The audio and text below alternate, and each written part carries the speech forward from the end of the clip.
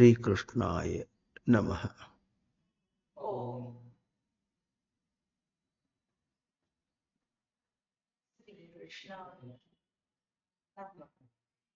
ఓం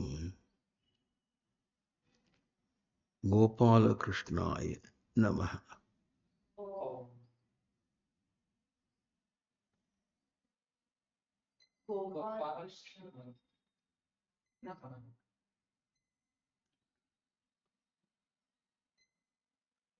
ఓం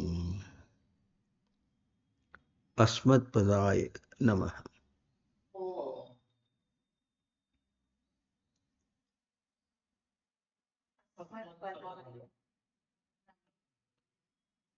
ఓం శివాయ నమః.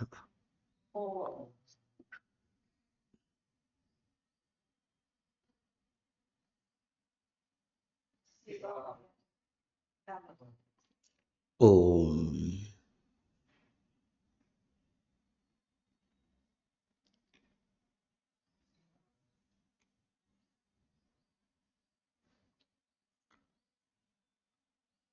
ఈశావాస్యమిదగుం సర్వం యత్కించ జగత్యాం జగత్ తేన త్యక్తేన భుంజీతాః మా గృహః కస్యచిద్ధనం.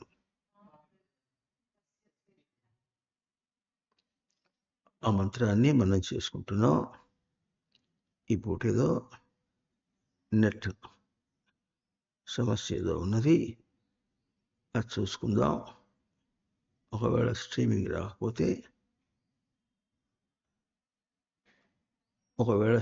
రాకపోతే అంటే నేరుగా రాకపోతే రికార్డ్ చేస్తున్నారు, తర్వాత మళ్ళీ అప్లోడ్ చేసి వినిపిస్తారు.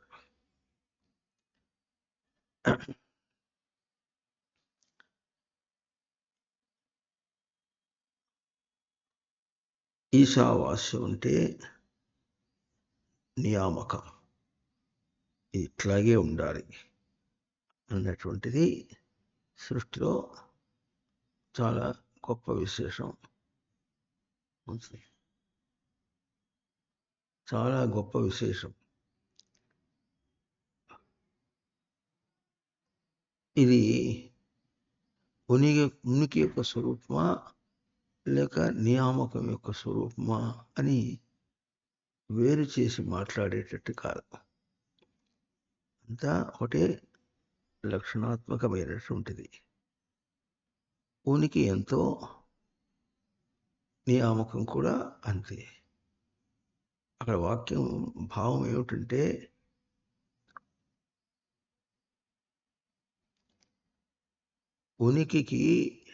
ఉనికియే ఉంటుంది, ఇంకొకటి లేదు, ఉండదు. నా భావో విద్యతే సతః నా సతో విద్యతే భావః. ఉనికికి లేమి లేదు, లేమికి ఉనికి లేదు. అది ఉనికి యొక్క స్థితిని ఏం చెప్తున్నామో అది నియామకం, అది అంతే, అట్లాగే ఉంటుంది. ఈ వాక్యంలో ఉన్నటువంటి తేజస్సు ఏమిటంటే దానికంటే వేరుగా, ఉనికి కంటే వేరుగా ఏదో కల్పించుకొని, ఇక్కడ హైదరాబాద్లో అంటుంటారు వాళ్ళు కోషిష్ కర్తా హై అని, ఏదో ప్రయత్నం చేస్తాడు, చేసి ఏదో సాధించాలని ప్రయత్నం చేస్తాడు మూర్ఖంగా. దానికి అవకాశం లేదు, ఉనికి కంటే వేరే లేదు. ఆ మాటలు ఎట్లా ఉంటుందంటే వేరే లేదు, వేరే ఏదైనా ఉన్నదంటే అక్కడ ఉనికియే సత్యం, కానీ అవతలది నువ్వు అనుకున్నది ఎవరు అనుకున్నా ఉన్నదన్నా సరే ఉన్నదని ఎంత ప్రయత్నం చేసినా దానికి లేమే తప్ప ఉనికి లేదా. మరి చెప్పుకుంటున్నావు, ఉనికియే సత్యం, ఉనికియే ఉన్నది, ఇంకోటి లేదు. నాణ్యత కించిన మిషత్. ఒకవేళ అట్లా కాకుండా భ్రాంతి చేత, ఒక కంటింజెన్సీ అంటారు, భ్రాంతి చేత ఏదైనా ఉన్నదని ఏదైనా ఒక సంకల్పం ఇట్లా వస్తే అంటే ఎవరు ఒక జీవుడు చేస్తున్నాడని కూడా కాదు, ఒక సంకల్పం అనేది ఎప్పుడైనా ఎట్లాగైనా వస్తే దానికి అవకాశం లేదు. అట్లా ఉన్నదని భ్రాంతి అని ఒక కల్పించుకొని అని చెప్పడం అనేది శాస్త్రం చెప్తోంది. ఆ శాస్త్రం ఏం చెప్తోందంటే భ్రాంతి అనేది కూడా అది భ్రాంతియే,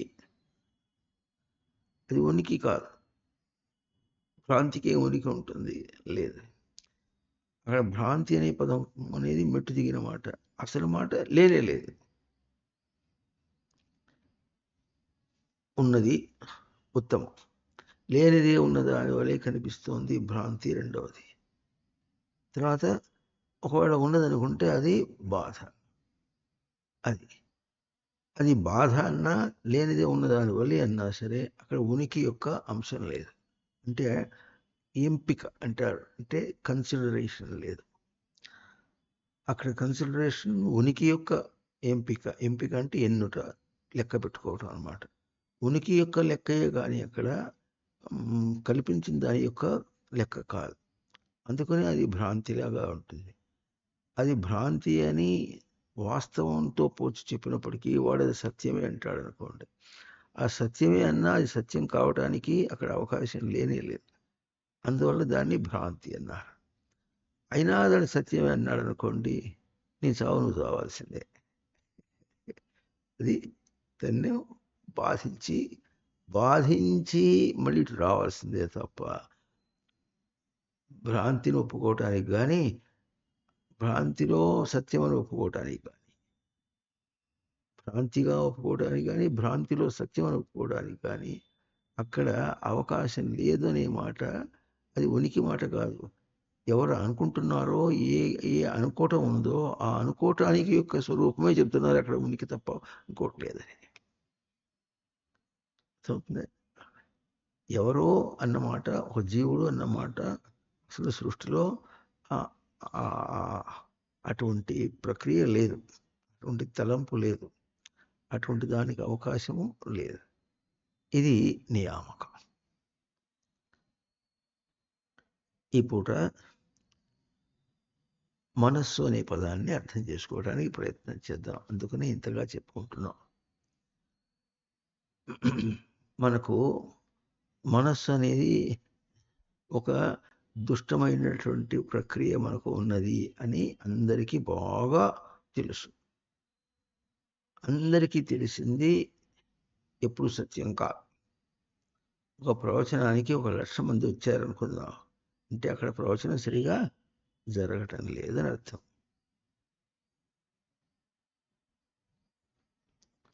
అర్థం అవుతుందా? గత 55 సంవత్సరాల నుంచి వీడు కూడా బయట తిరిగాడు బాగానే. 100 మంది 150 మంది వచ్చేవాళ్ళు మహా అయితే. ఒక విజయవాడలోని 1000 మంది వచ్చేవాళ్ళు. అక్కడ నిజంగా ప్రవచనం జరిగేది, చక్కగా వినేవాళ్ళు. అది కూడా సాయంత్రం పూట పగలు వచ్చేవాళ్ళు కాదు అంతమంది. ఎందుకంటే సత్యాన్ని అర్థం చేసుకోవటం, నిజాన్ని అర్థం చేసుకోవటం అనేది చాలా కష్టం. అది మనకు మన నిజ దృష్టిలో చూస్తే చాలా ఆశ్చర్యంగా ఉంటుంది. ఆశ్చర్యవత్ పశ్యతి కశ్చిదేన. ఇది చాలా ఆశ్చర్యంగా చూస్తాడు. ఇదబ్బా అని ఆశ్చర్యం ఉంటుంది అంటాడు. పదమేమో ఆహ చరతి ఇది ఆశ్చర్యం, స్మృతిలో చెలించేది. ఇప్పుడు స్మృతిలో చెలించడం లేదుగా, బయటగా చరిస్తున్నాడు. అందుకని వాడికి స్మృతి దాకా పోయి సరి చేసి చూసుకోవడం, అంటే చెక్ చేసి చూసుకోవడం అనేటటువంటిది వీడికి ఇంట వంట కుక్క కూడా లేదు. ఎవరికి లేదు? ఇంట వంట కుక్క కూడా లేదు కనుక వీడికి అర్థం కాదు. అది ఆశ్చర్యం. అంటే మనకు ఆశ్చర్యం అంటే వండర్. ఏం పదములో ఏమిటో ఆశ్చర్యంగా చూస్తాడని. అయితే కశ్చిత్ ఈనం ఆశ్చర్యవత్ పశ్యతి అంటే అక్కడ లోపల చరించేది అని చూస్తాడని ఒక అర్థం. ఆశ్చర్యవద్ వదతి చ అన్య ఆశ్చర్యవచ్చేనం అన్య శృణోతి శ్రుత్వాప్యేనం వేద నచేవ కశ్చిత్. అట్లా విన్నప్పటికీ ఒకటి మాత్రం వాడికి ఏం అర్థం కావటం. ఆశ్చర్యం అని చెప్తుంటే కూడా అర్థం కాదు. అప్పటికి మనకి ఏం తెలుస్తుందంటే తనను తాను తన నిజస్థానంలోకి వెళ్ళి దర్శనం చేయటం అనేటటువంటిది అంత కష్టమైపోయింది. కూర్చోబెట్టి ఏదైనా చెప్పండి, ఆ సిమ్మకు చెప్పి ప్రవచనం కూర్చోబెట్టి పిట్టకథలు చెప్పినా వింటారు. ఏం అక్కర్లేదు, పిచ్చాపాటి మాట్లాడేసి ప్రవచనం అయిపోయింది పోండి అంటే కూడా వెళ్ళిపోమంట. ఆ తర్వాత ఏం పెట్టినా అది మహాప్రసాదం.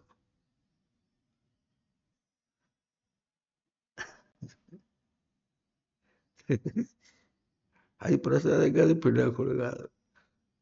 దానిలో ఎట్లా ఉంటుందంటే మరింత కారం వేయకపోతే ఎట్లా తింటారు అంటుంటేనే డోకొస్తుంది అంటాడు.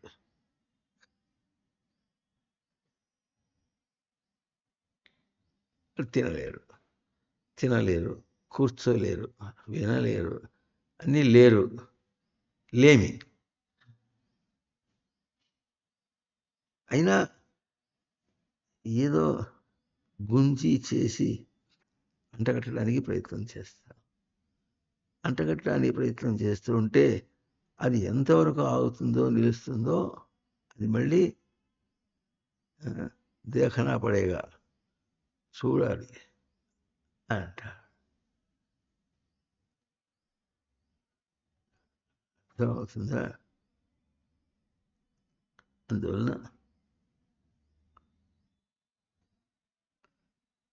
అందువలన ఏమన్నారు ప్రతికి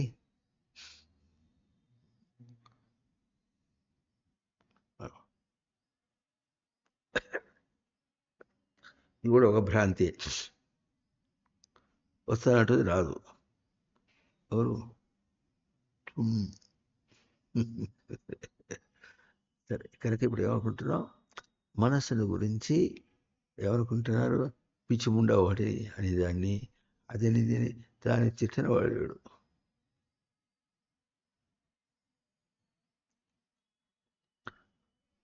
వాడేమిటి గనక మఠంలో నుంచి ఒక పాట వచ్చేసింది.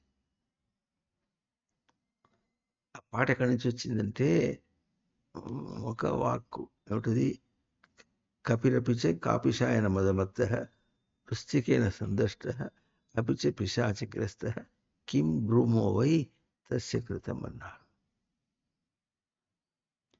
ఆ మనస్సుని ఇట్లా చెప్పారు. అది అసలే కోతిట. కాపిషాయన మదమత్త కళ్ళు తాగేసింది. వృశ్చికేన సందష్ట తేలి చేత కుట్టబడింది. అపిచ పిశాచగ్రస్త దెయ్యం కూడా పట్టింది. కింబ్రోమో వైతస్య కృతం అది ఇంకా ఏం చేస్తుంది, ఏం చెప్తాం మనం అని అన్నారు. దాన్ని ఆధారం చేసుకొని మనం కూడా తత్వం పాటల్లో ఇట్లా కోతేరా ఈ మనసు కళ్ళు తాగేసేనురా, తేలు కుట్టే పిశాచమెక్కే గంతులు పెట్టే కోతేరా ఈ మనసు, పుట్టి చచ్చి పొల్లిపోతుంది అని ఈ విధంగా ఒక పాట వేస్తే ఇది కొంతమందికి చాలా బాగా ఇట్లా ఉంది. అట్లా చెప్పకూడదు. చాలా మనసు గురించి చాలా బాగా చెప్పారు.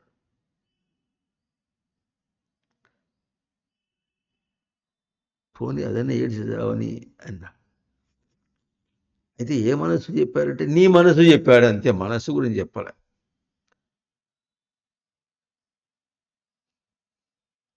ఇందాక మనం ఎట్లా చెప్పుకున్నామో వాస్తవం, తర్వాత లేనిదే ఉన్నదాని వలె కనిపించే భ్రాంతి, ఇంకోటి కష్టం అన్నటువంటిది, అంటే అనిత్యం అసుఖమయ. ఎట్లా చెప్పుకున్నామో మనస్సు గతి ఎట్లా ఉంది. కనుక అట్టా ఈడ్చొచ్చే వాళ్ళ కోసం ఆ పాఠం ఉంది. అంతేగాని పొయ్యిదాకా పొయ్యిన పొడుగుతుంది అని అర్థం కాదు. అక్కడ ఆ మనస్సు దానికి కోతీర అట్లే ఉంది. ఈ మనస్సు అని ఉంది. ఏ మనస్సు అంటే మనం ఎంటర్టైన్ చేసినటువంటి మనస్సు అని ఉంది. పాటలో తప్పేం లేదు, చెప్పడం అయితే అంతా చెప్పారు. కానీ ఈ మనస్సు అన్నారు. ఈ మనస్సు అంటే ఏది నువ్వు చూస్తున్నావో, ఏది నువ్వు దాంతో తైతక్కలాడుతున్నావో, దేన్ని దేంతో ఎంటర్టైన్మెంట్ అంటే ఇట్లా విలాసం, దేంతో విలాసం చేస్తున్నావో దానికి ట్యాక్స్ వేయాలి. ఎంటర్టైన్మెంట్ ట్యాక్స్ తెలుసా మీకు? సినిమా టికెట్ కూడా ఎంటర్టైన్మెంట్ ట్యాక్స్ ఉంటుంది. ఎంతో ఇప్పుడు ఎంత రేట్లు ఉంటాయో, ఒకప్పుడు ₹10 14 ఉండేది టికెట్. ఆ 14 టికెట్లో కూడా 2 నాలు ట్యాక్స్ వెళ్ళిపోతే 8 నాలు టాకీస్ వాడికి ఉండేది. దానిలో వాడి ఎంత ఖర్చులు పోతే ఒక్కొక్క మనిషి మీద 2 నాలు మిగులుతాయి. హౌస్ఫుల్ అయితే ఆ సమయానికి వాడికి ఎంతో కొంత మిగులుతుంది. అట్లాగే ఈ ఎంటర్టైన్మెంట్ ఉంది సార్, ఈ ఎంటర్టైనింగ్ మనస్సును ఎంటర్టైన్ చేసేటటువంటి దానికి ట్యాక్స్ పడుతుంది మళ్ళీ. ఇది ఎంటర్టైన్మెంట్ కదా. ఎంటర్టైన్మెంట్ ఎంటర్టైన్ అంటే దాన్ని మనం తీసుకుని విలాసం చేసుకుంటున్నాం అనమాట. విలాసం చేసుకున్నందువల్ల ట్యాక్స్ ఏమిటి? కష్టం, అనిత్యం, అసుఖం. ఈ అసుఖం శబ్దానికి కూడా సుఖం లేదు అని. సుఖం లేదంటే ఈ సుఖం లేదంటే అంటే ఏమిటో ఊహించుకుని ప్రతిదానికి ఎట్టగో ఊహించుకుంటాడు. విడుదుంపదేగా దాని పదం చెబుతుంటే అర్థం చేసుకోవడం చేత కాదు అని ఏమంటాడు? శుభైన కనతీతి సుఖం అన్నారు. శుభంగా తవ్వి తీసుకోవటం అనేది అంటే ఒక పుణ్యకార్యం అని అర్థం. అసుఖం అంటే ఈ లోకంలో పుట్టిన తర్వాత లోకంలో లౌకికంగా మనం చేస్తున్నాం అనుకున్న దానిలో ఒక్కటి కూడా శుభంగా శుభంగా మనం చేసింది కాదు. అనిత్యం, నిత్యం కాదు కనుక అసుఖం. నిత్యమైతే సుఖం అంటే శుభంగా, నిత్యంగా ఏదైనా దర్శనం చేసామో అప్పుడు శుభంగా తనకు తగినట్టుగా తవ్వుకొని తీసుకున్నాడని. ఇట్లా కాకపోతే తనకే అసుఖం. ఇమం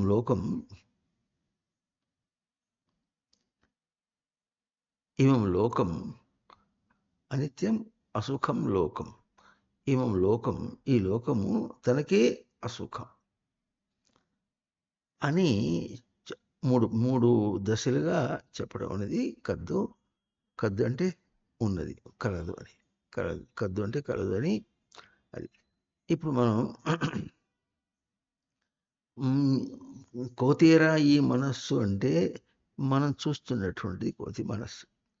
అందుకని మన పుస్తకాల్లో అంటే ఈ టెక్స్ట్ బుక్ పుస్తకాల్లో లేదు, కానీ మన ప్రవచన గ్రంథాలన్నింటిలో కూడా మొదట్లోనే ఒక పద్యం ఉంటుంది. భాగవతం పద్యం ఒకటి ఉంటుంది.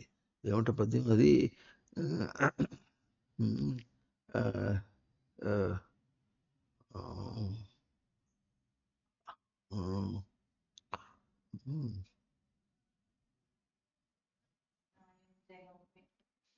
నాయం జనో మే సుఖ దుఃఖ హేతు నా దేవత ఆత్మగ్రహ కర్మ కాలా మన పరం కారణమామనంతి సంసార చక్రం పరివర్తయేద్యత అని ఉంటుంది. నా కష్ట సుఖాలకి అయం జన నా కారణం, హేతు సుఖ దుఃఖ హేతు నా దేవత ఆత్మ గ్రహ కర్మ దేవతలు కానీ, ఆత్మ కానీ, గ్రహములు కానీ, కర్మ కానీ, కాలం కానీ ఉంటే అసలు మన పరం కారణమామన వీటికి అన్నింటికంటే ముందు మనస్సు ఉందట. ఆ మనస్సే లేనిపోని ఇవన్నీ కనిపించింది అనేసాడంతే. మళ్ళీ అదేంటివి మనసు పవిత్రం వంటివి, లేనిపోందంతా కోతిగా తినేటువంటివి, మళ్ళీ అదేంటివి. ఇక్కడ మనం అర్థం చేసుకోవాల్సినటువంటిది ఈశావాస్యం చాలా ఉన్నది. మన పరం కారణమామనంతి. పరం కారణం, మన కారణమామనంతి అల్ల ఏమన్నారు? మన పరం కారణమామనంతి. సంసార చక్రం పరివర్తయేద్ యత్ యత్ సంసార చక్రం పరివర్తయేత్, పరివర్తన జరుగుతుందో, పరివర్తయేత్ అంటున్నారు, ప్రవర్తయేత్ అనలే. పరివర్తన వేరు, ప్రవర్తన వేరు. పరివర్తన అంటే పాలనగా జరుగుతున్నటువంటిది పరివర్తన. తను తాను సవరించుకుంటూ వెళ్ళేది ఏదో ఉంటుందో ఒక మార్పు వచ్చేటట్టు. కానీ సంసార చక్రం, యత్ సంసార చక్రం పరివర్తయేత్, ఏది జరుగుతున్నదో అక్కడ మన పరం కారణమామన.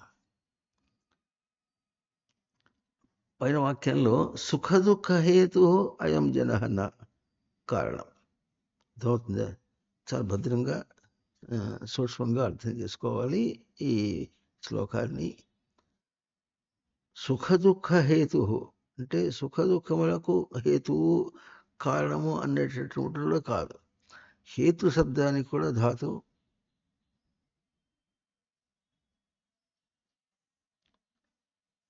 అది కూడా ప్రసిద్ధార్థం కాదు. ఇవాళ ఇవాళ హేతు చివర్లు, హే హే హా చివర్లు.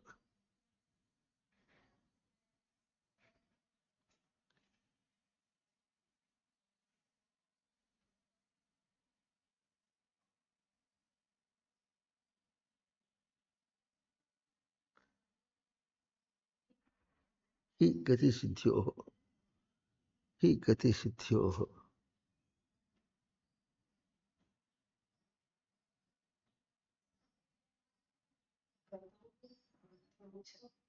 గతౌ వృద్ధౌ చ, గతౌ వృద్ధౌ చ.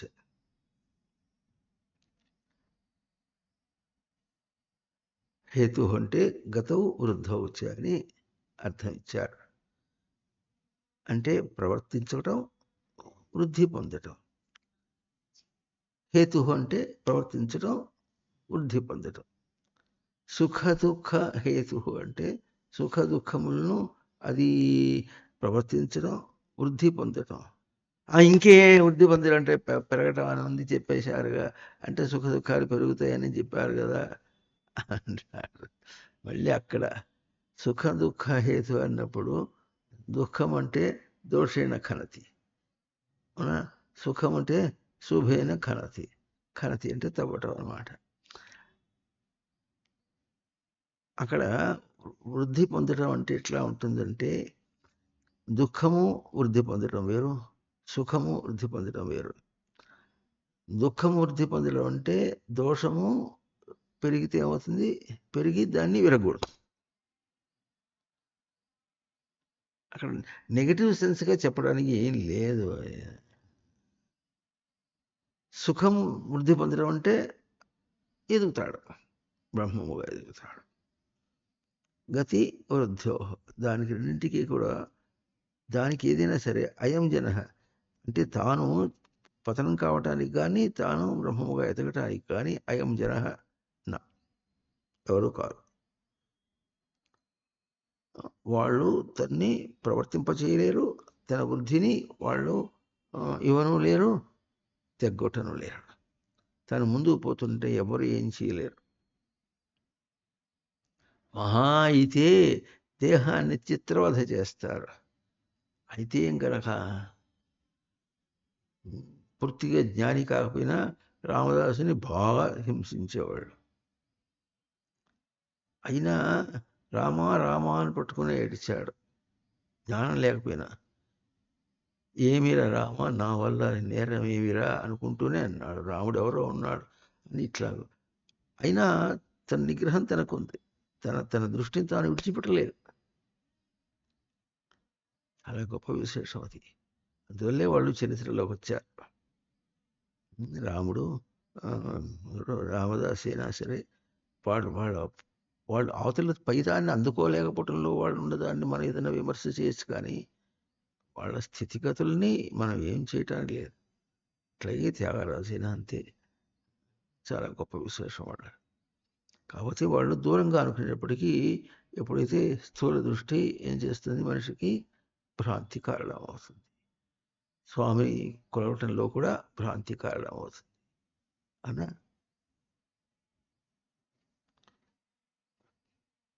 కనుక ఎక్కడున్నప్పుడు మనం అయం జన మే సుఖ దుఃఖ హేతు నా నా దేవత ఆత్మ ఎవరూ కాదు, ఎవరు నన్ను ఏం చేయలేరు, నాకు కష్టాలు కలిగించను లేరు, నేను ముందుకు పోవడానికి ఎవరు ఏం చేయలేరు. సంసారం యత్ సంసార చక్రం పరివర్తయేత్. సంసారము చక్ర శబ్దానికి, చక్రం అంటే మళ్ళీ మళ్ళీ రావటం, మళ్ళీ మళ్ళీ రావటం అనుకుంటున్నారు. చక తృప్తో అన్నారు. చక్ర శబ్దానికి చక తృప్తో ధాతు. సంసారం చక్రం పరివర్తయేత్, అది పరివర్తన కావాలి. సంసారమునందు ప్రీతి పరివర్తన కావటానికి, దానికి కూడా మన సంసార శబ్దానికి ప్రసిద్ధంగా దాన్ని నిర్వచనం చేయటం ఎట్లా ఉంటుందో, నిజార్థంగా నిర్వచనం చేయటం ఎట్లా ఉంటుందో అది కూడా మనం చెప్పుకున్నాం ఇదివరకు. మళ్ళీ సందర్భంలో ఒకసారి చెప్పుకుంటే మనం మన మన మననానికి బాగా ఉంటుంది. సంసారతి అంటే సంసరతీతి సంసార అని, దానికి బాగా పతనం, సృగతో ధాతు, బాగా పతనం కావటం అని అర్థం చెప్పేశారు ప్రసిద్ధార్థంగా. ఎందుకంటే మన లౌకికంగా మనకు గతి అట్ట ఉంటుంది కనుక మన లౌకిక గతిని చూసి అయం సంసార, మన ఈ సంసారం. అక్కడ నాయమాత్మ కాదు, నాయం జనో మే నాయం జనో మే సుఖ దుఃఖ ఏదో నా దేవతాత్మ. మన పాటలు ఎట్లా వచ్చింది, లోకే కోతేరా ఈ మనస్సు అని చెప్పడానికి వచ్చినప్పుడు, మనం చేస్తున్న దాంతో పోల్చినప్పుడు ఈ సంసారం ఎట్లా ఉంది, మనకు ఎట్లా కనిపిస్తుందో ఆ సంసారం ఎటువంటిది, అది సమ్యక్ సరతి, బాగా జారిపడింది అన్నాడు. ఈ మాట సంస్కృత భాష ఒప్పుకోదు, నిజం ఒప్పుకోదు. నిజం ఎట్లాగో భవంతి భావ భూతానాం మత్తః ఏవ. నాతో పోల్చి ఏదన్నా, అంతేగాని మోహమైనా సరే నాతో పోల్చే కానీ, అంటే నన్ను తెలియకపోవటం చేత మోహమే, అంతేగాని అసమ్మోహం అని. అంతేగాని దాంతో పోల్చి మోహం అది లేదు అసలు, అవుతుందా? అది లేదు. భ్రాంతి అనేది దాంతో పోల్చి కాదు. రజ్జుసర్ప దృష్టాంతము అంటే తాడు మీద పాము అనేది తాడుతో పోల్చి కాదు. ఎవడనుకున్నాడు వాడితో పోల్చి. సత్యం ఎప్పుడు అట్లాగే ఉంటుంది. ఈ మాట మనకు బాగా తెలియాలి. కనుక యత్ సంసార చక్రం పరివర్తయేత్, చక్ర శబ్దానికి తృప్తి, సంసారం నందు తృప్తి, పతనం అవుతున్నాడు దానిలో తృప్తి అనేది ఏమవుతుంది, మళ్ళీ పరివర్తయేత్ అంటే పతనం అవుతున్నాడని వాడు అనుకున్నప్పుడు కూడా సంసారం నందు ప్రీతి అనేటటువంటి వాడికి ఒకటి. ఆ ప్రీతి, సంసారం ఒకటి, ప్రీతి అని ఒకటి. ఈ సంసారం నందు ప్రీతి అనే మాటకి నిజార్థం చెప్తే ఆ పదమునకు అర్థం ఉండాలి. పదము ఇప్పుడు మాట్లాడుతున్నాడో అది తన గ్రహింపులోకి రావాలి. సంసారం అంటేనేమో పతనం కావటం అనేది అన్నాడు అనుకోండి, అప్పుడు దానికి ప్రీతి చెప్పుకుంటే ఎట్లా ఉంటుంది, అది ప్రీతి కాలేదు. వాడికి ప్రీతి అందించటంలే. ఎందుకు అందించటం లేదు, సంసారం యొక్క స్వరూపం అది కాదన్నారు. సమ అవైకల్యే వికలం కాకుండా సరతి ప్రవర్తతే. వికలం కాకుండా ప్రవర్తన చేయుట అనేటటువంటిది సంసారం. మనం కనిపించేటటువంటి వికలం కావటం అనేటటువంటిది సంసార శబ్దానికి అర్థం లేదు. అందుకని సంసార చక్రం అని ఒక సమాసపదం వేసేసాడు అసలు దీనిలో. సంసారం నందు ప్రీతి,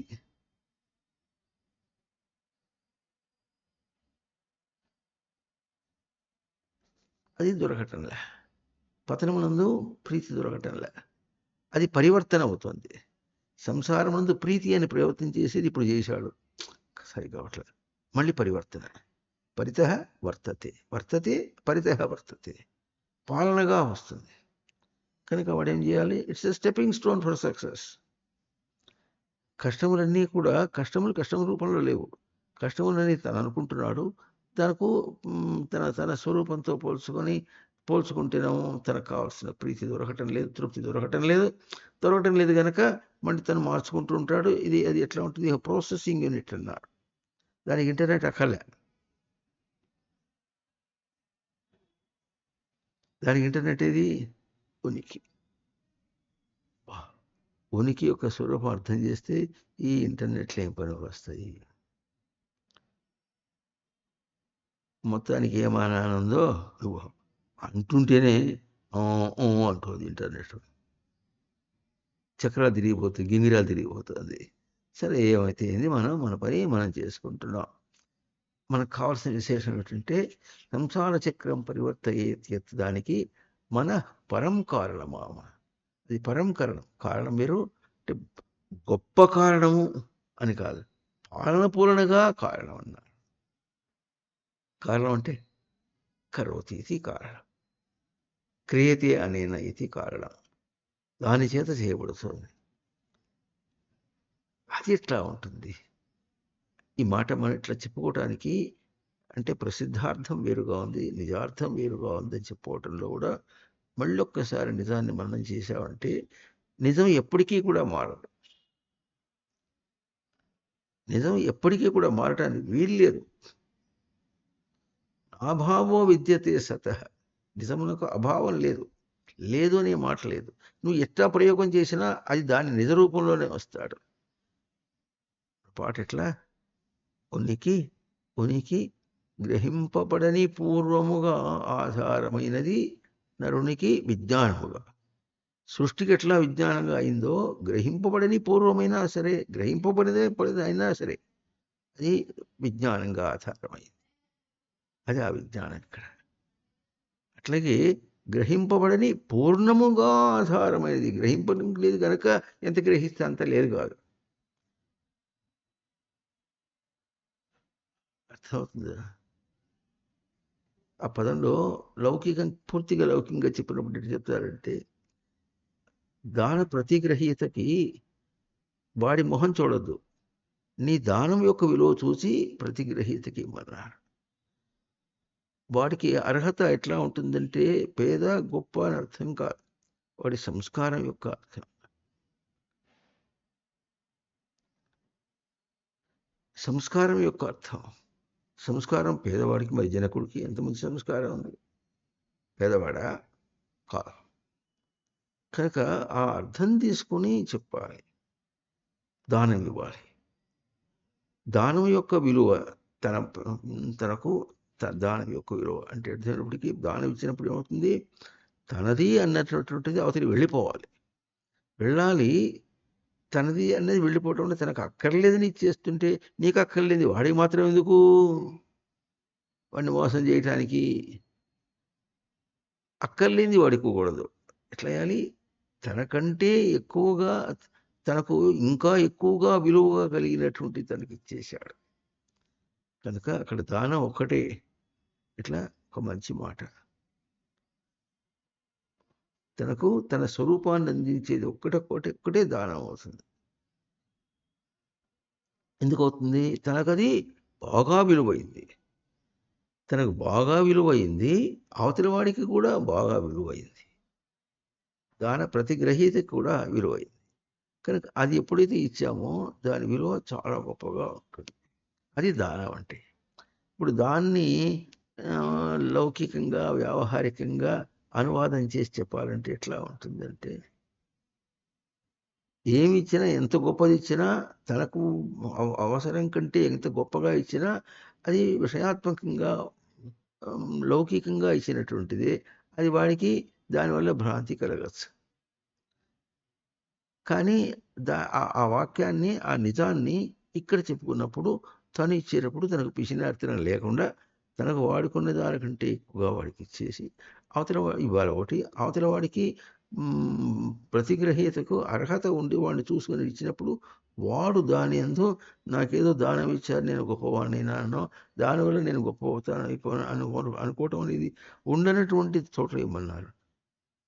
నిజంగా దానం అనేది ఇవ్వటం జరుగుతుంది లోకంలో అసలు. అయినా ఎవరిది వాడు రక్షించుకొని చేస్తారు. సరే, ఇవన్నీ కనుక ఈ విధంగా అంటే నిజంగా పోల్చుకుని చూసినప్పుడు ఏమవుతుంది? అనిత్యం, అసుఖం. అది నిజమైనటువంటి దానం జరగలేకపోవన్నాడు అంతే. అది మనం తెలిసి చేయాలి. పారమార్థిక దృష్టిలో నిజమైన దానం కాదు అది. అప్పటికీ వ్యావహారిక దృష్టి. వ్యావహారిక దృష్టిలో ఎంత గొప్పగా మనం దాన్ని నిలుపుకోగలుగుతామో అంతే నిలుపుకోగలుగుతాం అంటారు. అట్లాగే సంసార చక్రం, సంసార శబ్దానికి సంసారం ఎట్టు ఉండాలి? అదే మఠం, అదే ఆశ్రమం. ఈ సంసార చక్రం అప్పుడు ఆ సంసారం ఏమవుతుంది? చక్రం. చక్రం అంటే మళ్ళీ మళ్ళీ తిరగటం అర్థం కాదు. చక్రం అంటే తిరిగేది అర్థం కాదు. అట్లా చెప్పారు.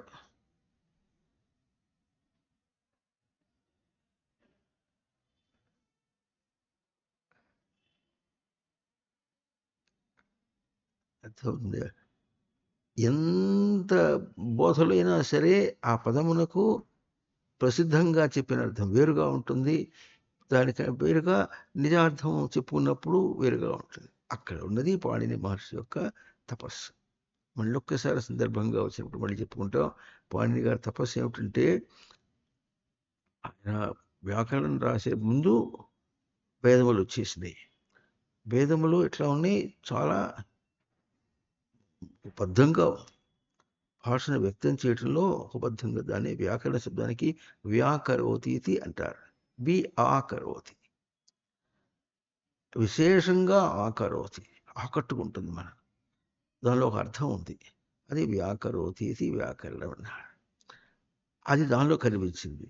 దాన్ని స్ట్రీమ్ లైన్ చేయాలన్నాడు. దాన్ని ఒక పద్ధతిలో చూపించి దానిలో ఉన్నటువంటి విశేషం చూపించాలి. ఆ విశేషం చేత అది పవిత్రమైంది. దానిలో ఉన్న ఒక ప్రతి పదము కూడా ఏది విషయాత్మకంగా పలకటంలే. ఆ అర్థాన్ని ఇవ్వాలి. ఆ అర్థాన్ని ఇచ్చినప్పుడే వేదములకు విలువ ఉంది అని దర్శనం చేసి దానికి తగినట్టుగా తను వ్యాకరణాన్ని కూర్చాడు. అలాగే మనం కూడా ఒక చిన్న పుస్తకం వేసుకున్నాం. అది వాల్మీకి అంకురవాణి అని వేసుకున్నాం. ఆ వాల్మీకి అంకురవాణి ఆ శ్లోకానికి కూడా చాలా ఏదో గొప్పగా చెప్పేసేసి ఇట్లాగో మా నిషాద ప్రతిష్టాం త్వమగమ శాశ్వతి సమాహ యత్క్రౌంచ మిథునాత్ ఏకమవధి కామమోహితం అనేటప్పటికీ దానికి వ్యాఖ్యానం ఎట్లా వస్తుందంటే చాలా వ్యాకరణబద్ధంగా ఉంది ఆ శ్లోకం. అంత బాగా చెప్పాడు గనక ఆయన రామాయణం రాయగలడు. అది బుద్ధు. రామాయణం రావటానికి వ్యాకరణబద్ధంగా శ్లోకం చెప్పడమా? అది అర్హత అవుతుందా?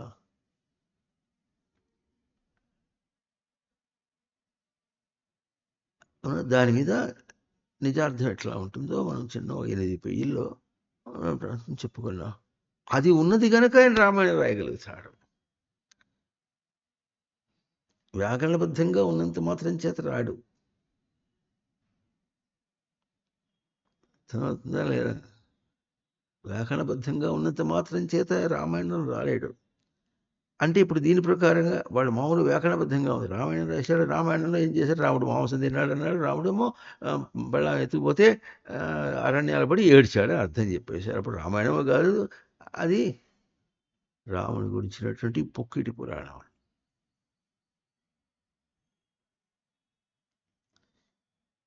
అంటే వీడికి ఇట్లా అన్నవాడికి వాల్మీకి విలువ తెలియలే, ఆ శ్లోకం యొక్క విలువ తెలియలే, వాల్మీకి యొక్క విలువ తెలియలే, వాల్మీకి యొక్క విలువ తెలియలే, వాల్మీకి చెప్పినటువంటి రామాయణం యొక్క విలువ తెలియలే. మహా తెలిస్తే మనం ఒక సభ పెట్టినప్పుడు, పండిత మహాసభ పెట్టినప్పుడు ఒక ఆయన ప్రవచనం చెప్పాడు. ఏం చెప్పాడు? రామో విగ్రహవాన్ ధర్మ, రాముడు ధర్మానికి విగ్రహం అన్నాడు అంతే. ఎవరు? ఆ రాముడు. ఏ రాముడు? త్రేతాయుగంలో రామాయణ కావ్యంలో ఉన్నటువంటి రాముడు. తన దాకా రాదు. తన దాకా వచ్చి తన దర్శన స్వరూపం ఆయన అయితే నాడు నువ్వేమంటావు చెప్పు. నీకేమర్థమైంది? ఆయన సంగతి అర్థమైందంటే ఫిజిక్స్లో పాఠం చెప్పినట్టుగా ఉంటుంది, కెమిస్ట్రీలో పాఠం చెప్పినట్టుగా ఉంటుంది.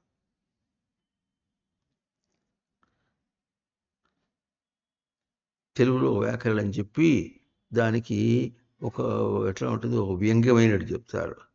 ఏం చెప్తారంటే ఉత్తునకు అచ్చు పరంపొగనప్పుడు టుగాగంబగు. ఇది టుగాగమ సంధి సూత్రం. అది అర్థమైందా? ఎట్లా ఉత్తునకు అచ్చు పరంపొగనప్పుడు టుగాగంబగు అన్నాడు. ఇప్పుడు దానికి ఒక వ్యంగ్యంగా ఏం చెప్తారు, చెంపకు చెయ్యి పరంపొగినప్పుడు కన్నీరు ఆదేశం బగు.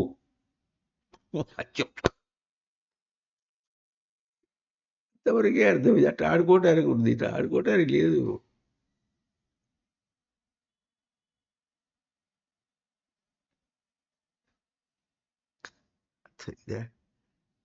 సరే, మరి అది ఏదో చెప్పిసావు. మనసు అంటే అది ఏమిటో చెప్పు. అంత విలువైంది ఎట్లా ఉంది? మళ్ళీ ఒకసారి చెప్పుకుంటున్నాం. సంసార చక్రం పరివర్తయేత్ అన్నప్పుడు అది దుష్టంగా పలికిస్తున్నావు. పలికిస్తే ఎట్లా పలుకుతుందో, శిష్టంగా పలికిస్తే ఎట్లా, శిష్టం అంటే సరిగా, సరిగా పలికిస్తే ఎట్లా ఉంటుందో అక్కడ మనకు దాని యొక్క విలువ తెలుస్తుంది. అర్థమవుతుందా? తాడుని తాడుగా పలికిస్తే తాడుగా ఉన్నది, ఈ గోలంతా లేకుండా పోతుంది. తాడుని పాము అనుకునేటప్పటికి ఎంత గోల అయిపోయింది. రొప్పుతున్నాడు, పరిగెడుతున్నాడు. పరిగెత్తి పరిగెత్తి ఏం చేశాడు? పరిగెత్తుంటే రాయి అట్లా కొట్టుకున్నాడు. రాయి కొట్టుకుని కింద పడ్డాడు. పడేటప్పటికి ఏమైంది? గాయం తగిలింది. వాడు ఏమంటాడు? చూడు, ఈ గాయం పడ్డా గాయం కూడా తగిలి చూడు అంటాడు.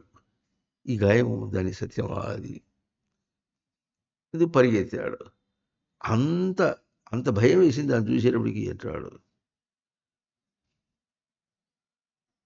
పరిగెత్తా. ఆ తాడు మీద పాము చూడటం ఎట్లాగో, నువ్వు రాయి తగిలి పడిపోవడం ఎట్లాగో, అన్ని భ్రాంతిలో పడిపోయేది. దెబ్బ తగిలినప్పటికి దెబ్బ చూపిస్తే అర్థం.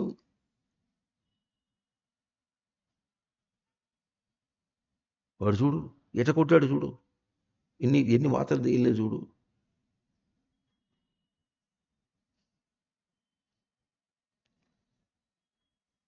తానీషా కొట్టిస్తే ఏడ్చాడు. ఏడ్చి నిందించాడట. ఎవరు? రామదాస్. ఆ తర్వాత అబ్బా తిట్టి తినని ఆయాస పడబోకు రామచంద్ర, ఈ దెబ్బల కోరవలేక అబ్బా తిట్టి తినయ్య రామచంద్ర అని పశ్చాత్తాపడ్డాడు.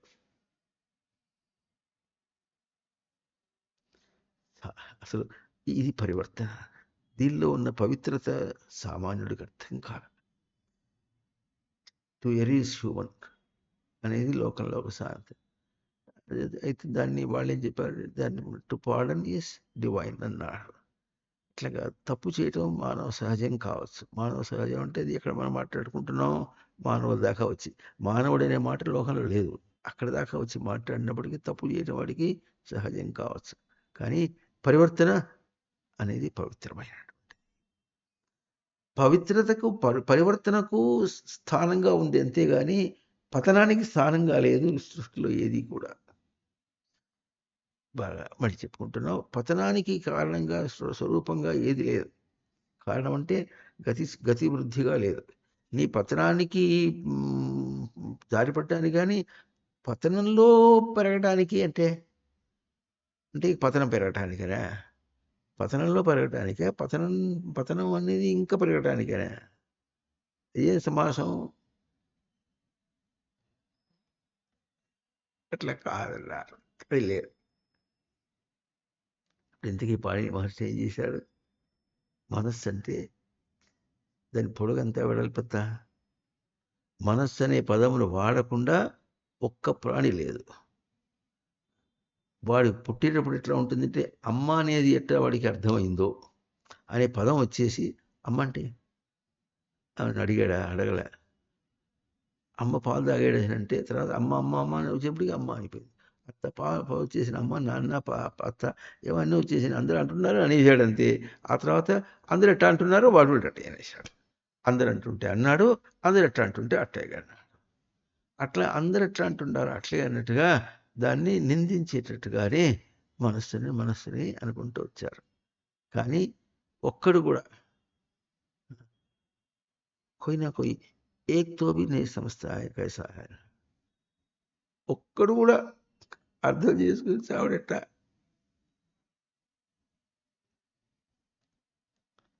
అర్థమైందా?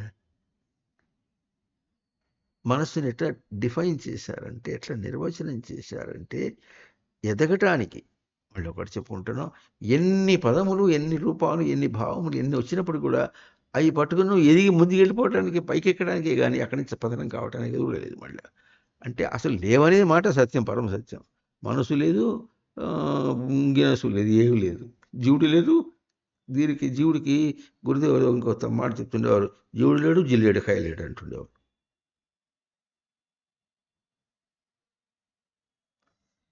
ఉన్నాడంటే అక్కడ పడి చావటానికి కాదు, దాన్ని పట్టుకొని ఎదిగి వెళ్ళిపోవటానికి.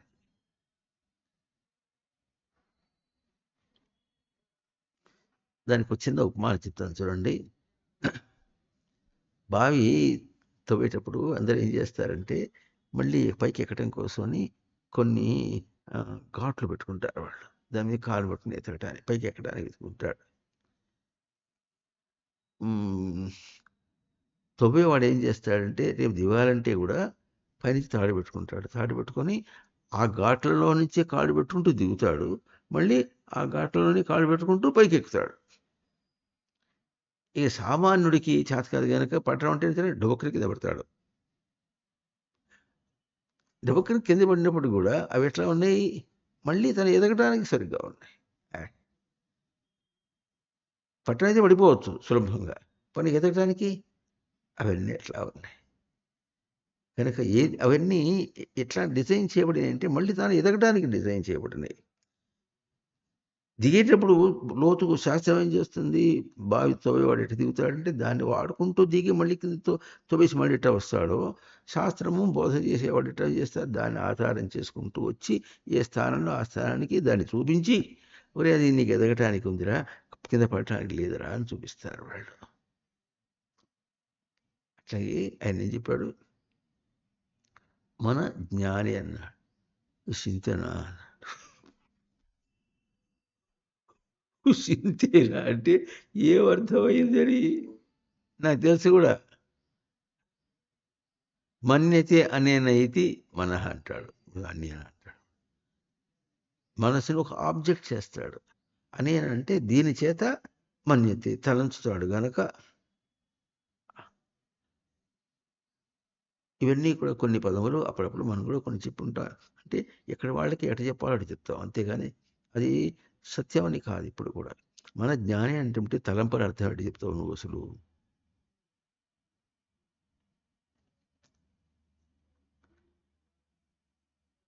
అర్థమవుతుందా?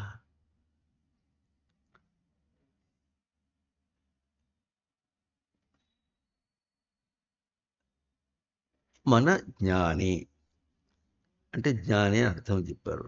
జ్ఞానం అంటే అంటాడు అవబోధ అని అన్నాడు. అవబోధనం అంటే బుధ అవగమని అన్నాడు. గమనం అంటే గతవు అన్నారు. గతవు అంటే ఇంకా అర్థం లేదు. ప్రవర్తన. ఏ ప్రవర్తన అంటే తనకి ఏదైనా ప్రవర్తనలో తెలియాలి. దేవల లక్షణమే క్రీడా విజిగీష వ్యవహార స్థుతి ధృతి మోద మద స్వప్న కాంతి గతి. క్రీడా అని పైన చెప్పి మళ్ళీ ఇక్కడ చివరికి గతి అని కూడా మళ్ళీ అర్థం చెప్పాడు. ఇది ప్రవర్తనాత్మకమైనటువంటిది. ప్రవర్తనలో ఎట్లా తెలుస్తుంది, ప్రవర్తనలో తనకు తన స్వరూపం అర్థమవుతుంది. నడిచేవాడికి నడుస్తున్నా అని తెలుస్తుందో, నడుస్తూ ఉన్నానని తెలుస్తుంది. చేయాడించేవాడికి చేయాడిస్తూ ఉన్నా, చూసేవాడికి చూస్తూ ఉన్నా అని తెలుస్తుందో, ఇది ప్రవర్తన. ఇప్పుడు చూస్తూ ఉన్నాననే మాట ప్రవర్తనగా చెప్పినప్పుడు చూస్తూ ఉన్నా అంటే చూస్తున్న వాడే ఉన్నాననే అర్థమా? చూస్తున్న ప్రక్రియలో ఆ ప్రక్రియలో నేను ఉన్నా. అంటే నేను ఎట్లా ఉన్నాను ఇప్పుడు? దానికి ఆధారమై ఉన్నా. వెలుగు అదే. అక్కడ వెలుగు ఉన్నాను యొక్క వెలుగే గాని చూస్తూ వెలుగు కాదు. అంత అర్థం ఉంది అక్కడ. అంతర్థం మనకెడ తెలుస్తుంది? ఈ జ్ఞా శబ్దంతోనే ప్రభు శంకరాచార్యులు ఏం చెప్పారు? జానామీతి భాంతం అనుభాతి ఏతత్ సమస్తం జగత్. నేను చూస్తున్నా అన్నప్పుడు జానామీతి, నేను తెలుసుకుంటున్నా. జానామి, అహం జానామి, నేను తెలుసుకుంటున్నవాడను. జానామీతి భాంతం, అది వాడికి భాంతం అంటే తన ప్రకాశం. తెలుసుకుంటున్నానని తన స్వరూపం వాడికి చేస్తుంటే ఏదో సమస్తం జగత్ అనుభాతి. ఈ జగత్తంతా కూడా దాన్ని అనుసరించి అవుతుందన్నారు. అనుసరణ అన్నారు. అనుసరణ అంటే దాన్ని ప్రేరణకు అర్థం లేకుండా అనే దానికి కూడా మళ్ళీ వేరే అర్థాలు వస్తాయి. ప్రేరణ లేకుండా అంటే తీసి అవతల వారేసినట్టుగా, అంటే వేరే ప్రవర్తన లేకుండా అనుసరతి అంటే దాంతో ప్రేమ లేకుండా సరతి, అది అట్లా ఉంటుంది. అది ప్రేరణ చేయటంలే, ఏం చేస్తుంది? అది స్వతసిద్ధములు దర్శింపచేస్తుంది. జానామి ఇది భాంతం అనుభాతి ఏతత్ సమస్తం జగత్.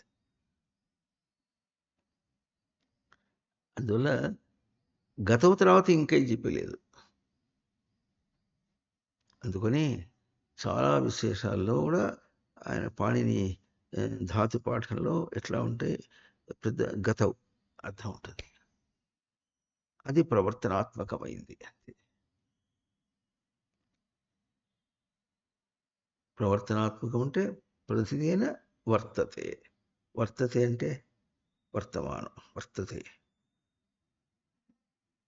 అప్పటికప్పుడు అప్పటికే తెలిసిపోతుంది. తర్వాత మళ్ళీ దాని భూతం లేదు, భవిష్యత్తు లేదు. విజ్ఞానం అంతా అక్కడే వచ్చేస్తుంది కనుక అది ప్రవర్తన అన్న. అర్థమవుతుందా? చూడండి,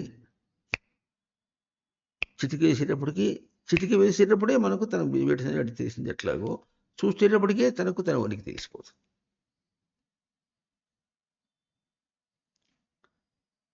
చూసేటప్పటికే తనకు తన ఉనికి తెలిసిపోతుంది.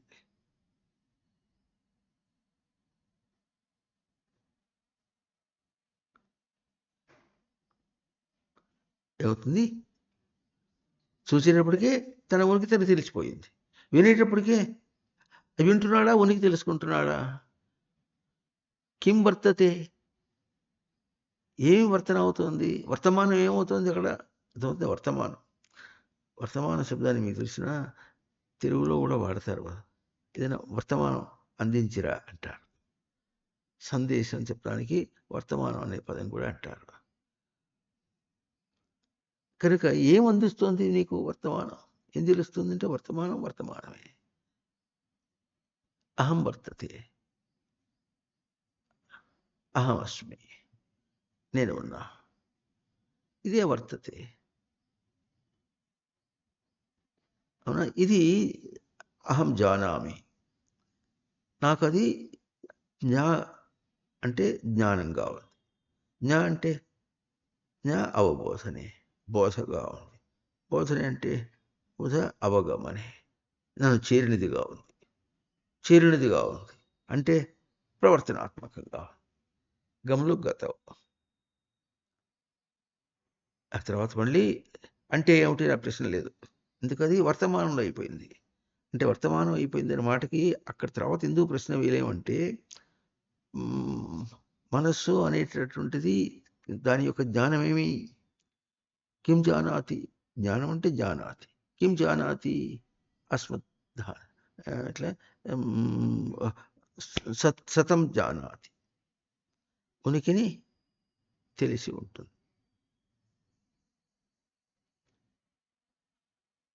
ఉనికిని తెలిసి ఉంటుంది. తస్మిన్ అంటే జ్ఞాని, దాని యందు కనుక జ్ఞాని. ఆ ఉనికిని తెలిసి ఉంటాం అనేది అది ఎక్కడి దాకా వస్తుంది మనకు? ప్రవర్తతే. గతం. ఉనికి ఎక్కడ తెలుస్తుంది? ప్రవర్తతే. ఎందుకు? హ్మ్. ఉనికి అసలు ముందు సదైవ ముందే ఉండి తర్వాత ఉనికి రావటం అనేది ఎటువంటి ప్రవర్తనలో ఉంది? గ్రహింపు, వ్యక్తీకరణ. అదే ప్రవర్తన. ఇప్పుడు గతం దగ్గరికి వచ్చినప్పుడు కూడా ఎక్కడ చేరినా సరే ఉనికి దర్శనం ఎట్లా ఉంటుంది? ఉనికి యొక్క గ్రహింపు, వ్యక్తీకరణ. ఇంతే ప్రవర్తన. నడిచేటప్పుడు నడుస్తున్నాడా? ఉనికిని గ్రహించి వ్యక్తం చేసుకుంటున్నాడా? జానామీతి భాంతం అనుభాతి ఏత సమస్తం జగత్. చూచేటప్పుడు చూస్తున్నాడా? ఉనికిని గ్రహించి వ్యక్తం చేస్తున్నాడా? అంతే, ఇంకో ప్రశ్న లేదు. ఆ ప్రశ్న ఎట్లా వస్తుంది? ఉనికిని నడుస్తున్నాడా? ఉనికిని దర్శనం చేసి వ్యక్తం చేస్తున్నాడా అంటున్నప్పుడు ప్రవర్తన. ప్రవర్తతే కిం? ఈయన పరివర్తతే తత్ ప్రవర్తనం. దేని చేత పరివర్తనం అవుతుందో అంటే పరివర్తనం కావడం అంటే అక్కడ రెండు వేసుకున్నాడు. నడుస్తున్నవాడైనాడా? ఉనికిని దర్శనం చేస్తున్నవాడా అని రెండు ఎప్పుడు వేసుకున్నాడో సందిగ్ధం అన్నప్పుడు అప్పుడు ఈయన పరివర్తతే. అక్కడ నడుస్తుట అనేటటువంటి దాన్ని వదిలేసి పరివర్తతే, పాలనగా వర్తతే. పాలనగా అవుతుందో అక్కడ ఏమవుతుంది? పరివర్తన వస్తుంది. అది ప్రవర్తన అవుతుంది. పాలన శబ్దానికి పరివర్తతే ఎట్లా పరివర్తనం అంటే పాలన చేత అంటే పాలన పూర్ణయోహో వర్తతే.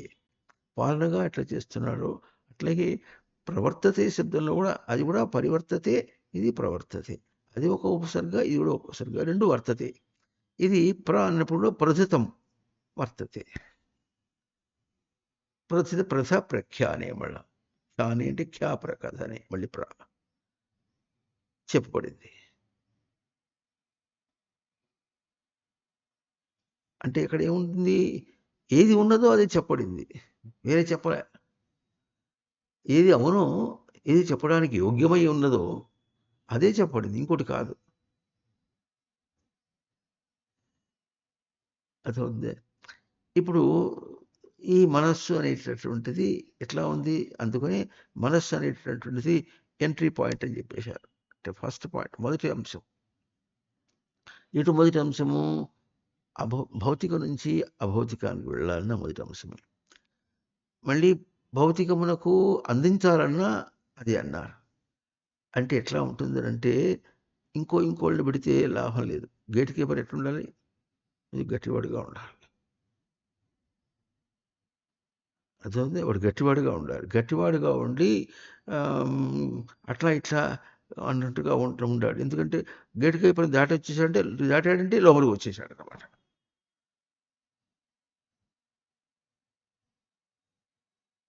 వాడు వాడు ఆ విధంగా ఉండటానికి వీల్లేదు, వేరే విధంగా ఉండటానికి వీల్లేదు. అటువంటప్పుడు కూడా మనకు రెండు ఉదంతములు మనకు కనిపిస్తాయి. తప్పులు రెండు జరుగుతాయి అనేటటువంటిది ఒకటి మనందరికీ తెలిసింది. ఇంకోటి తెలియకపోయినా తెలుసుకుందాం. ఇంకోటి ఎట్లా ఉంది మరి? ఇది ఉదంతము పురాణ గాథలాగా అనుకోండి.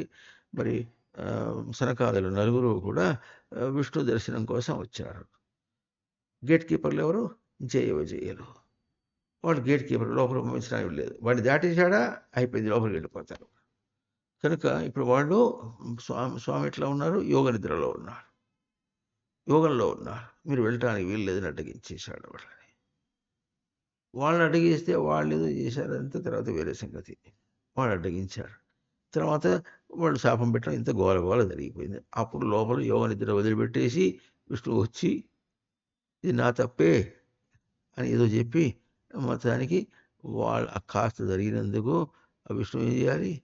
మాటికి మళ్ళీ అవతారం ఎత్తాలి. విష్ణువు కూడా తప్పలే. విష్ణుర్యేన దశావతార గగనే క్షిప్తో మహాసంకటే.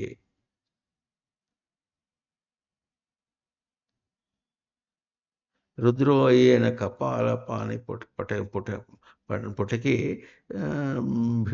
భిక్షాటనం చర్యతే. అది కపాలం పట్టుకొని తిరుగుతున్నాడు. విష్ణువు ఏమో ఏదైనా జరిగితే సరే ఇక ఆయన పెద్ద శాపం. ఆ శాపం ఈయన పెద్ద శాపం. ఏం చేయాలి? మళ్ళీ ఒక అవతారం ఎత్తాలి. మనకు అవతారం ఎత్తట్లే. నువ్వు విషయంలో ఒక్క విషయంలో వచ్చాడంటే విష్ణు అవతారం ఎత్తాల్సిందే. విష్ణు ఎవరు? విష్ణు వ్యాప్తం. నీకు పొంది ఉన్నటువంటి వ్యాప్తం అంటే నీకు కాదు, వ్యాపించడం కాదు, నీకు పొంది ఉన్నటువంటి అధిష్టాన స్వరూపం ఏముందో అది ఇప్పుడు అవతరించాలి. అది అవతరించి నిన్ను పక్కన జరిపించాలి. ఆనాడు రావణాసురుడు ఏం చేశాడో, హిరణ్యకశిపుడు ఏం చేశాడో అనవసరం. వాడెవరు? అవతరించిన వాడెవడు? నువ్వే అవతారం. నువ్వే ఆ అవతారం. ఇంకోటి 50 అవతారం కూడా నువ్వే. విషయంలో దూకినవాడు నువ్వే. నేను రక్షించడానికి వచ్చినవాడు నువ్వే.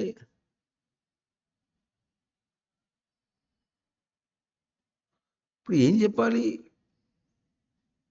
దేని గురించి చెప్పాలి? ప్రారంధం భోగతో నశ్యేత్ అన్నారు. ప్రారంధం ఎట్లా పోతుంది?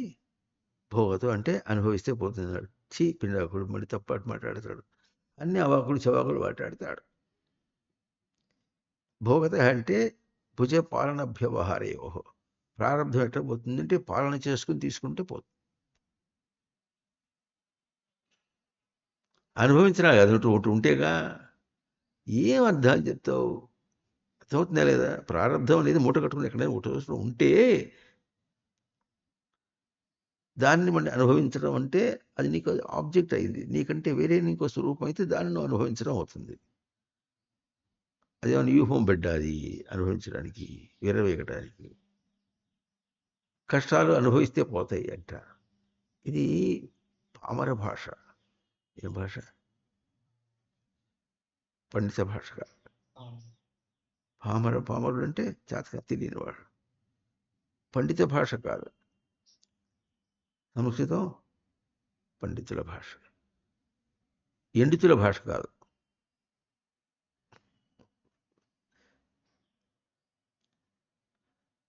ఎండితులు ఎట్టుంటారు? ఛందో వ్యాకరణాదులచే వ్యాఖ్యానించే శాస్త్రము. అర్థము తెలిసి అర్థము తెలియక తపస్సు లేదు అక్కడ. వ్యాకరణం ఉంటే మాత్రమేమో తపస్సు ఉండదు. ఆయన తపస్సుతో కూర్చాడు వ్యాకరణాన్ని. ఆ తపస్సు పీకి అవతల వారేసి వ్యాకరణాన్ని మాత్రం పట్టుకున్నారు. బిడిదొంపి ఎంత ప్రజ్ఞ వేళకి. అది లేకుండా ఇది పట్టుకోవటం.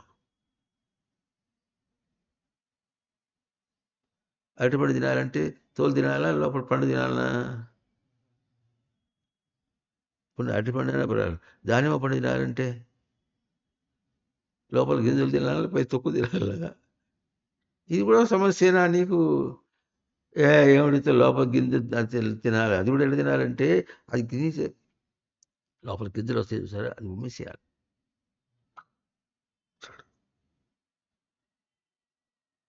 అంత తెలివైన వాడు ఇష్టం మాట్లాడతాడు చూడు. అర్థమైందా? ఇప్పుడు మనస్సు శబ్దానికి పాణిని ఎట్లా నిర్వచనం చేశారో దాని విలువ అర్థం చేసుకోవడానికి ప్రయత్నం చేద్దాం. మన జ్ఞాని అన్నప్పుడు అవబోధనే అన్నాం. బుధ అవగమని. ఈ బుధ అవగమని ఎక్కడి నుంచి వచ్చేప్పటికి బుద్ధి శబ్దానికి బుధ అవగమన నిర్వచనం అంటున్నారా? అంటే ఇప్పుడు బుధ అవగమనం అనే దానికంటే ఉన్నతంగా ఎట్లా మన జ్ఞాని అంటే అవబోధనే. అవగమనం ఇది, అవబోధనం భద్రంగా బుద్ధిని తెచ్చిపెట్టుకోవటం. అవుతుందా? చెప్పుకోవడానికి ప్రయత్నం చేద్దాం, దర్శనం చేద్దాం. బుద్ధి శబ్దానికి బుధ అవగమనే అర్థం చెప్పారు. అవగమనం అంటే భద్రంగా తెచ్చిపెట్టుకోవటం అన్నారు. మనసు చెప్పాలంటే ఏమవుతుంది? దానికంటే ఇంకో మెట్టు 2 మెట్లు అవతల చెప్పారు. ఈ అవగమనం ఎప్పుడు వచ్చింది? బుధ మన అవబోధనం. అవబోధనము తర్వాత అవజ్ఞాని. బుధ మన జ్ఞాని శబ్దం వచ్చింది. అంటే అవగమనము అనేటటువంటి బుద్ధిని కూడా భద్రంగా తెచ్చిపెట్టుకున్నటువంటిది జ్ఞానం.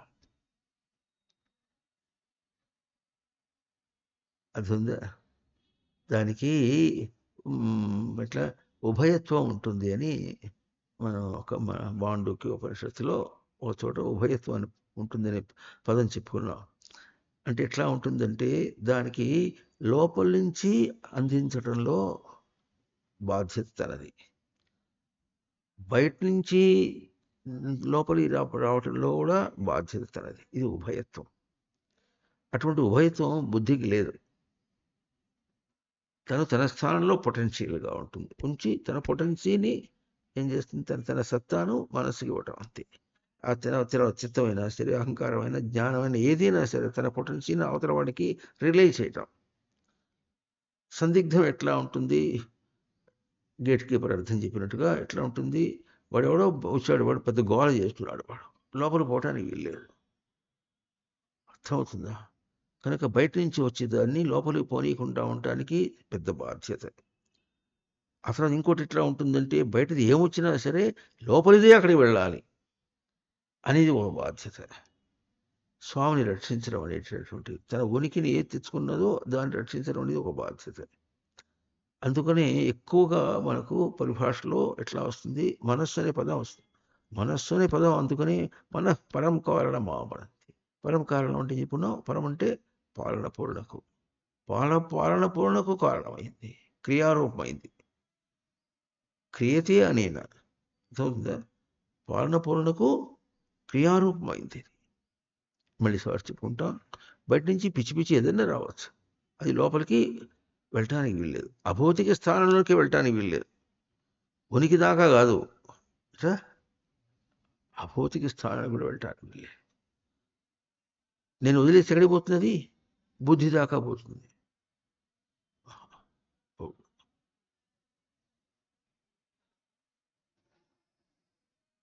అంటే బుద్ధి కంటే మనసు గొప్పదందామా?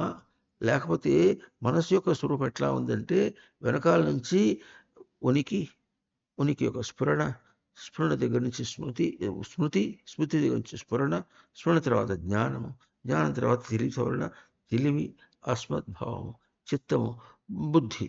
ఇవన్నీ ఇవన్నీ పొటెన్షియల్ అయి ఉన్నాయి. బాగా ఉనికి భావాన్ని బాగా పుష్టిగా పెట్టుకున్నాయి. అంత పుష్టిగా తనకు ఆధారంగా ఉన్నాయి. ఇట్లా అవతలి ఏదైనా వస్తే దాన్ని నెట్టేయటానికి. అయితే బాధ్యత తనది. ఎవరైనా ప్రశ్న వేస్తే నీకెంత పొటెన్సీ ఇచ్చారు? ఇంత పుష్టిని ఇస్తే బయటకంత లోపల ఎడ తీసుకొస్తావు నువ్వు? అంటున్నారా లేదా?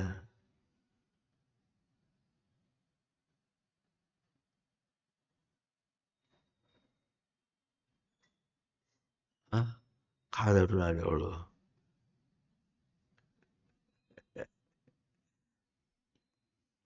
అంత పుష్టిని నీ లోపల బాధ్యత అన్నమాట. ఉభయత్వంలో ఉనికి యొక్క బాధ్యత ఎంత స్పష్టంగా ఉందంటే పూర్తిగా. ఎంత బాధ్యత అంటే తను లోపల ఉన్న అన్నిటినీ కూడా రక్షించాలి. గేట్ కీపర్ ఎట్లుంటాడు? లోపలంతా కూడా రక్షించేవాడుగా ఉంటాడు. దేని నుంచి? బయట నుంచి రక్షించడం. లోపల వాళ్ళ ప్రవర్తనలు రక్షించకుండా వాళ్ళు ఎంతో పని చేసుకుంటూ ఉంటారు. కానీ బయట నుంచి ఎవడన్నా ఒక చూరుడు ఎవడన్నా వచ్చినా, ఒక దుష్టం ఏదైనా వచ్చినప్పుడు కూడా దాని నుంచి రక్షించడం అనేటటువంటిది వాడి దగ్గర ఉంది. లోపల పోవటానికి వీల్లేదు. ఆ పోవటానికి వీల్లేదని ఇప్పుడు మనకేం తెలుస్తుంది? ఎవడైనా కొత్తవాడు వచ్చాడు అనుకోండి, అప్పుడు ఏం చేయాలి? వాడు అక్కడ ఆగాలి. ఇప్పుడు మనకు తెలియదు కానీ డిఫెన్స్ వాళ్ళు అట్లా అటువంటి చెక్కి పెట్టిన వాళ్ళు ఎవరైనా పెడుతుంటారు, అట్లా గేట్ కీపర్ వాళ్ళు పెడుతుంటారు. వాళ్ళు ఏం చేస్తారు? ఎవరైనా వస్తే అయ్యా మీరు కూర్చోండి, మీరు ఎవరు కావాలనో వాళ్ళకి ఫోన్ చేసి అడుగుతాం, వాళ్ళు రమ్మంటే మీరు వెళుదురు కానీ, లేకపోతే మీరు ఇక్కడే కూర్చోవాలి, అది వెళ్ళిపోవాలి.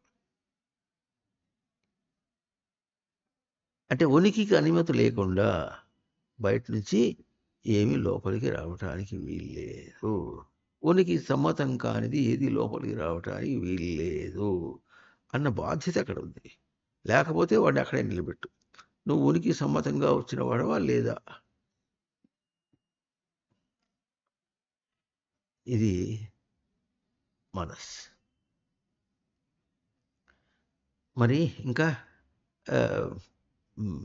బయటకి ఇవ్వాలి అంటే బయటికి ఏమిస్తావు? నీ దగ్గర ఏముంది ఇవ్వటానికి?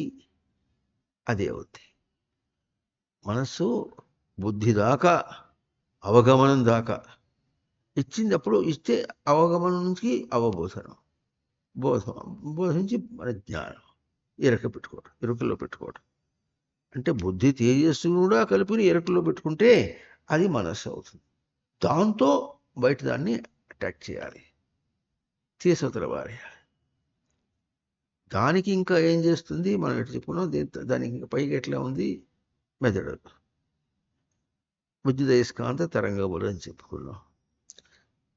తరంగములు అంటే ఎట్లాగైతే బయట దాన్ని భౌతికమును అభౌతికంగా చేస్తుందో ఈ మనసు ఏం చేయాలి? అభౌతికమును భౌతికంగా పంపించాలి. భౌతికమును ఏదన్నా ఉన్నదని నువ్వు ఏ కూతలు కూసినా ఏం చేస్తా? ఏ కూతలు కూసినా అది అభౌతికము యొక్క ప్రక్రియ తప్ప ఇంకోటి కావటానికి వీలు లేదు అని తరంగం చేయాలి. అర్థమైందా? ఆ సెన్స్తోనే బయట ప్రవర్తించాలి ఏ ఇంద్రియమైనా సరే. ఇది ఈశావాస్యం. ఇది ఎట్లా? ఆనతి నియామకం. ఈ నియామకం తప్పి పోవటానికి వీలు లేదు లేదు లేదు. లేదనే దాన్ని ఇప్పుడు ఈ ప్రక్రియని మనసు తర్వాత మన సాయంత్రం బుద్ధి కూడా చెప్పుకుందాం. కొన్ని చెప్పుకుంటే బాగా ఉంటుంది మనకు. ఎందుకంటే లోపల ఎంత తేజస్సు నిన్ను కాపాడుతుంది. నువ్వు ఏదో ఒక విషయం తీసుకుని దాన్ని ఎమ్మడి ఇట్లా పైలా పచ్చేసా తిరుగుతున్నటువంటి దుంపదేగా లోపల ఎంత జరుగుతుంది? నిన్ను కాపాడటానికి ఎంత జరుగుతుంది తెలియాలంటే ఇప్పుడు చెప్పుకున్న 10 ప్రవచనాలు సరిపోవు. అవసరమైతే ఈ ప్రవచనాలు విడిగా తీసి ఈశావాస్యం యొక్క అర్థాన్ని విడిగా తీసి బాగా వినండి. 2 మాటలు 3 మాటలు 10 మాటలు వినండి. అంతకంటే లోపల ఇంకోటి లేదు. దాని అర్థమై లోపల ఎక్కడ చూసినప్పుడు కాదు ఎటు ముట్టుకున్నా ఎట్లా ఉంటుంది? ఇక్కడి నుంచి ఇక్కడ దాకా ఎటు ముట్టుకున్నప్పుడు కూడా నేను అని తెలుస్తుంది ఎట్లాగో. అర్థమైందా? ఎందుకు? కణములో పలికించి మరి అన్వయం చేసుకున్నాడు గనక నేను అని తెలుస్తుంది. అట్లాగే ఈ సృష్టి అనే చోట ఎక్కడ తట్టి చూపించి చెప్పినప్పుడు కూడా అందుకని శబ్దే పదం కూడా ధాతువు కూడా ఒకటి. గతి శబ్దం ధాతువు ఎట్లాగో శబ్ద ధాతువు కూడా ఆయన ధాతు పాఠంలో చాలా ఉంటుంది. శబ్ద అంటే చప్పుడు చేయటం అని అర్థం చెప్తారు. కాదు, పలికించుట అనే అర్థం కావాలి. సృష్టిలో ఈ ఏ భావన ఉన్నదో అది ఏ తపస్సు చెప్పారో ఆ పదములతో ఆ పదజాలంతో ఆ అర్థంతో పదం ఆయన పెడితే శబ్దానికి ఇప్పుడు శబ్దం అంటే వస్తుంది. అది ఎందుకు వస్తుందో అది అది దేవతల్ని లేపినా అదే చప్పుడు వస్తుంది. బోనాల పండుగైనా అదే చప్పుడు వస్తుంది. శ్మశానానికి ఎవరైనా తీసుకొచ్చినా అదే చప్పుడు.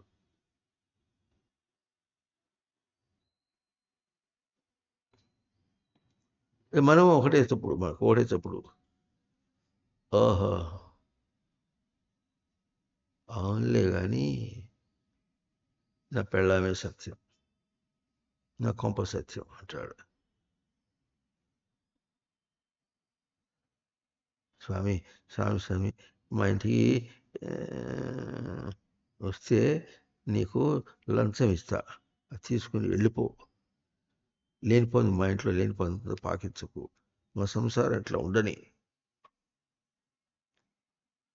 ఏమిస్తుంది? ఏమిస్తాడు? లంచం. లంచం అంటే బాగుండదు కనుక స్వామికి ఏం చేస్తాం మనం? కానుక. పిండాకుడు స్వామికి కానుక ఇస్తారా? లేకపోతే పారితోషికం. ఇంకా ఏముంటాడు?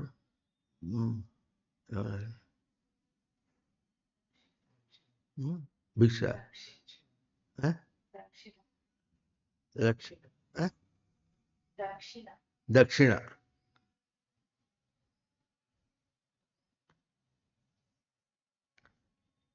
ఒకసారి ఈ 18నే నెల్లూరులో ఒక కార్యక్రమానికి వెళ్ళాం. కార్యక్రమానికి వెళితే వాళ్ళు ఏం చేస్తారు, 16 మందిని పిలుస్తారు. అందరికీ ఏం చేస్తారు, పాదపూజ చేస్తారు. పూజ చేసి అయ్యో అన్నీ ఇచ్చేసి వాళ్ళకి భోజనాలు పెడితే అప్పటికి ఆ దివంగతుడైనటువంటి ఆ స్వామికి ఏమవుతుంది, శాంతి కలుగుతుంది. ఏమిటో అటువంటి వాడు చేస్తారు. అయితే ఆ సందర్భంగా వచ్చిన 16 మంది చేత కాస్త 4 మాటలు చెప్పండి అంటారు. ఆ మాటలు చెప్పడానికి అవకాశం ఇచ్చినప్పుడు వాళ్ళు చెప్పుకున్నది ఏమిటంటే, మాకందరికీ కాళ్ళు కడిగి కానుకలు ఇస్తే మీకు పుణ్యం వస్తుందా?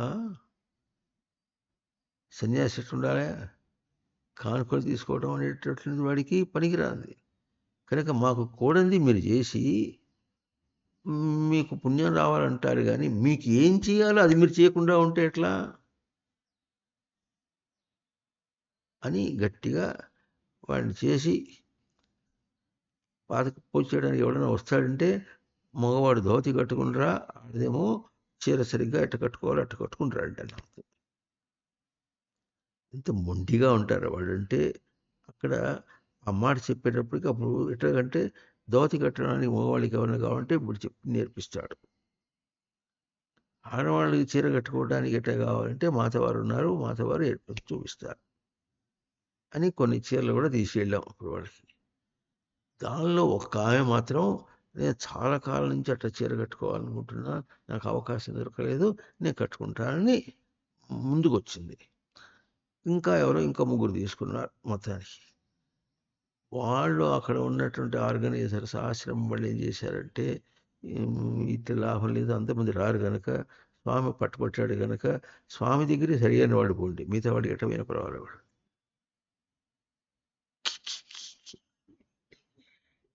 ప్యాంట్ వేసుకొచ్చేవాడు ఒకడు ఉంటాడు, డబ్బా చేసుకొచ్చేవాడు ఒకడు ఉంటాడు. ప్యాంటు చొక్కా వేసుకొని పైన పట్ట కట్టుకుంటే అది పైన కప్పుకుంటే ఏ అర్థం పద్ధం లేదు. ఎన్ని మాటలు చెప్పుకున్నాం, వస్త్రధారణకు విలువ పెట్టి చెప్పుకున్నాం, తెలియదు ఎందుకు చేయాలని తెలియదు. అదే అది చేస్తే ఆ మెట్టు ఎక్కుతావురా అని చెప్తే కూడా అర్థం కాదు వాడికి. ఈ మెట్టు ఎక్కడమే చేత కాని వాడికి ఉట్టికి ఎక్కలేని స్వర్గానికి వెళ్ళిందట. ఇదే ఎక్కలేని వాడు కొడుకు ఉరికి ఎడదినంత పొద్దు వాడికి ఎట్లా ఉట్టికి ఎక్కలేనమ్మా స్వర్గానికి వెళ్ళిందట.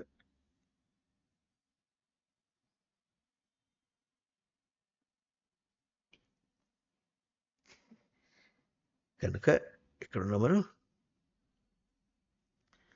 మన జ్ఞానే ధాత, దాని యొక్క బాధ్యత చాలా విశేషమైనటువంటిది. ఇంకో విధంగా చెప్పుకుంటే ఎట్లా ఉంటుంది, ఉనికిని కాపాడాలి. ఉనికిని అటాక్ చేసుకుంటూ రావటానికి వీల్లేదు. Sentry point. తనకు అసిస్టెన్స్గా ఎవరున్నారు, మెదడు, ఇంద్రియములు. అసిస్టెన్స్ అంటే సహాయంగా, తనకు సహాయంగా ఎవరున్నారు, ఇద్దరున్నారు. అవి కూడా దాని దాని యొక్క ఆ రెండింటినీ ఎందుకు చెప్పుకున్నావు కనుక అక్కడ ఎందుకు ఆగిపోయినావు, మిగతా వాళ్ళది ఏం చెప్పలేదు, బయట వాళ్ళని ఎందుకు చెప్పలేదంటే అది చెప్పుకున్నాం. భ్రాంతిలో అయినప్పటికీ కూడా వీడు భ్రాంతిలో ప్రవర్తించడానికి వీడు పోతున్నాడు సుకుమా.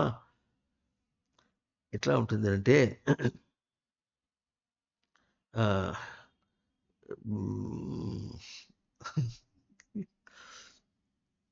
మొవలో మేము మొట్టమొదటిలో వాళ్ళ ఇంట్లో ఉన్నాం, ఒక పెంకుటి ఇంట్లో ఉన్నాం. అప్పుడు వాళ్ళింటికి పిల్లలు కొంతమంది అమెరికాలో ఉన్నారు. ఆవిడ ఏం చేసేదంటే వాళ్ళ అమెరికాలకి ఎవరైనా పోతూ ఉంటే 3 రోజులు 4 రోజులు అవస్థపడి ఇంట్లో ఏవో చేసేది. అన్నీ చేసి బంగి కట్టి వాళ్ళ చేతిచ్చి పంపించడం, లేకపోతే ప్యాక్ చేసి పార్సిల్ చేసి పంపించడం.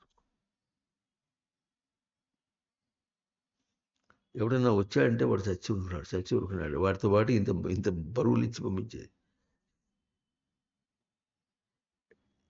నువ్వు మోస్తావేమిటి, ఏరోప్లేనేగా మోస్తుంది అంటే ఏరోప్లేన్ బరువు మోస్తుంది, దాని భారం తను. బరువుకి భారానికి తేడా తెలుసా మీకు? ఇంగ్లీష్లో వెయిట్ మాస్ అంటారు.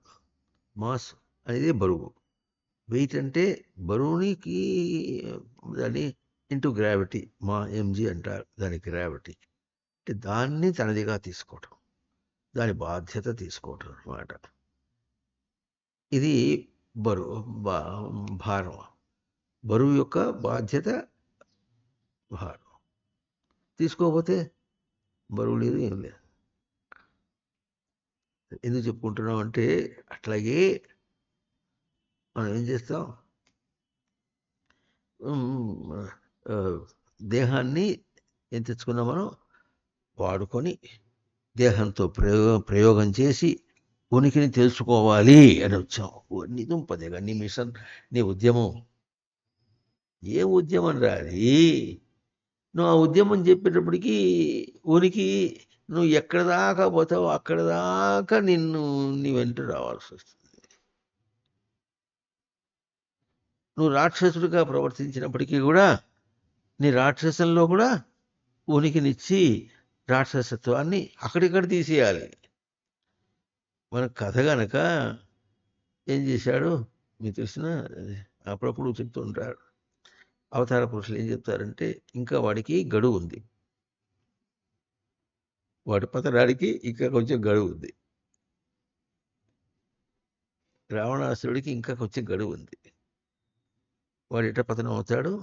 పరదారాపహరణం అనేటటువంటిది ఒకటి ఉంది అని లౌకికంగా చెప్పడం. పరదారాపహరణం అంటే ఇతరుల యొక్క దార అంటే మామిడి పళ్ళ అపహరణం చేయటం అనేటటువంటిది అర్థం. దాన్ని అది జరిగినప్పుడు అప్పుడు వాడికి పతనం, వాడికి తావడం. లేకపోతే అంతలో వాడు చావలేడు.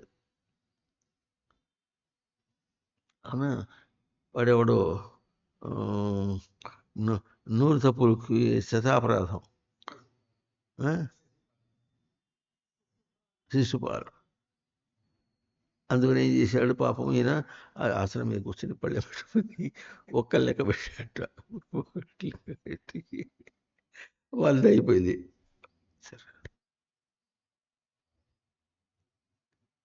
ఈ కథ అంతా బాగా ఉంటుంది. శిశుపాలుడు మేము పరిచిపోయినాడు,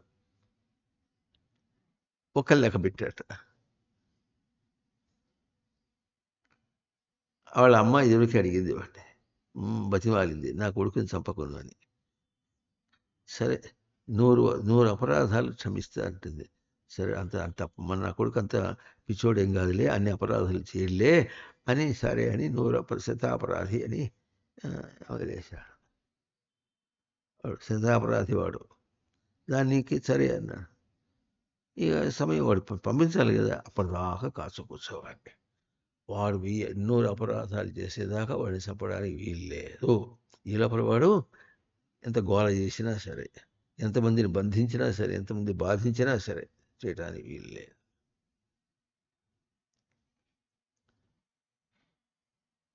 అర్థమవుతుందా?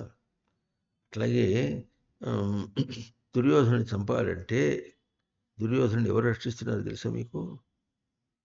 ధర్మరాజు. దుర్యోధనుడిని ధర్మరాజు రక్షిస్తున్నాడు. ధర్మరాజుని అతిక్రమించి అప్పుడు కానీ చంపడానికి వీళ్ళే. అది ఎట్లా జరిగింది? వాడు దాక్కోవడానికి వీళ్ళు చేతకాక జలస్తంభన విద్య చేత బావిలో పోయి దాక్కున్నాడు. జలస్తంభనం అంటే జలమునందు స్తంభించుకుంటాడనమాట, తను నిగ్రహించుకొని నిలబడగలగాలి. అప్పుడు అంతా అయిపోయిన తర్వాత యుద్ధం అంతా అయినప్పటికీ ఈయన గాయబ్ కాబట్టి కనిపించకుండా పోయినాడు. దుర్యోధనుడు కనిపించకుండా పోయినాడు. మరి అప్పటిదాకా ఆగాల్సిందే, వేరే లాభం లేదు. వాడు ఎంత చేశాడు? ఇప్పుడు మొత్తం కౌరవ వంశం అంతా నాశనం చేశాడు. అయినా ఏమన్నా సరే వాడు అప్పటిదాకా వాడు ఆగాల్సిందే. అక్కడ దాకా పోయిన తర్వాత వెతుక్కుంటూ పోయి అక్కడ ఉన్న తర్వాత అప్పుడు ఎవరు పిలవాలి? మళ్ళీ దాచిపెట్టిన వాడే పిలవాలి. ఎవరు? ధర్మరాజు. వాడిని రక్షిస్తున్నవాడు. వాడి చేత మాట అనిపించి బయటకు వచ్చి యుద్ధం చేయి, అప్పుడు కూడా బయటికి రా అని పిలవాలి. పిలిచి గుంజి పట్టుకొని ఒకడు కొట్టి వాడిని చంపేసేయాలి. అజీర వీడేమంటాడు, నీ సగం బిచ్చిత జీవితేచ్ఛగలది అని బయల్పడుమయ్యా గ్రక్కోనని అన్నట్ట వాడు. నీ సగం రాజ్యం నీకు ఇచ్చేస్తా, బయటికి రా అన్నట్టు.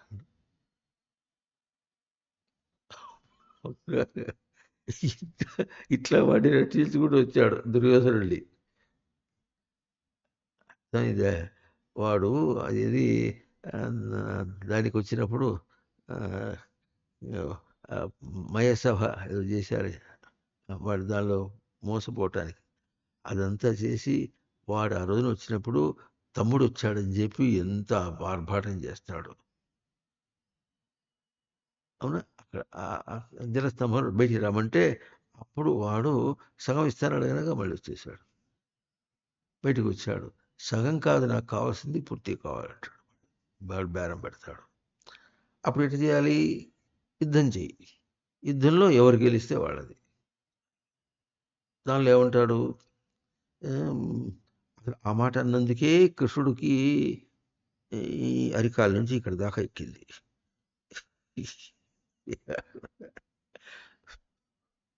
కృష్ణుడు ఎత్తులే పరికి రావడంలే, అంత రక్షిస్తున్నాడు ధర్మరాజు దుర్యోధనుడిని. ఆ తర్వాత ఏమైంది, వాడేమంటాడట, కాదు నాకు సగం కాదు, నాకు కావాల్సింది పూర్తిగా కావాలి, తాడో పెడో తేలాలి అంటాడు. అయితే ఓ పని చేయమన్నాడు. అయితే పని చేయి, మా 5 ఎవరితోనైనా వాళ్ళతో ద్వంద్వ యుద్ధం చెయ్యి, ఎవరు గెలిస్తే వాళ్ళది రాజ్యం అన్నాడు.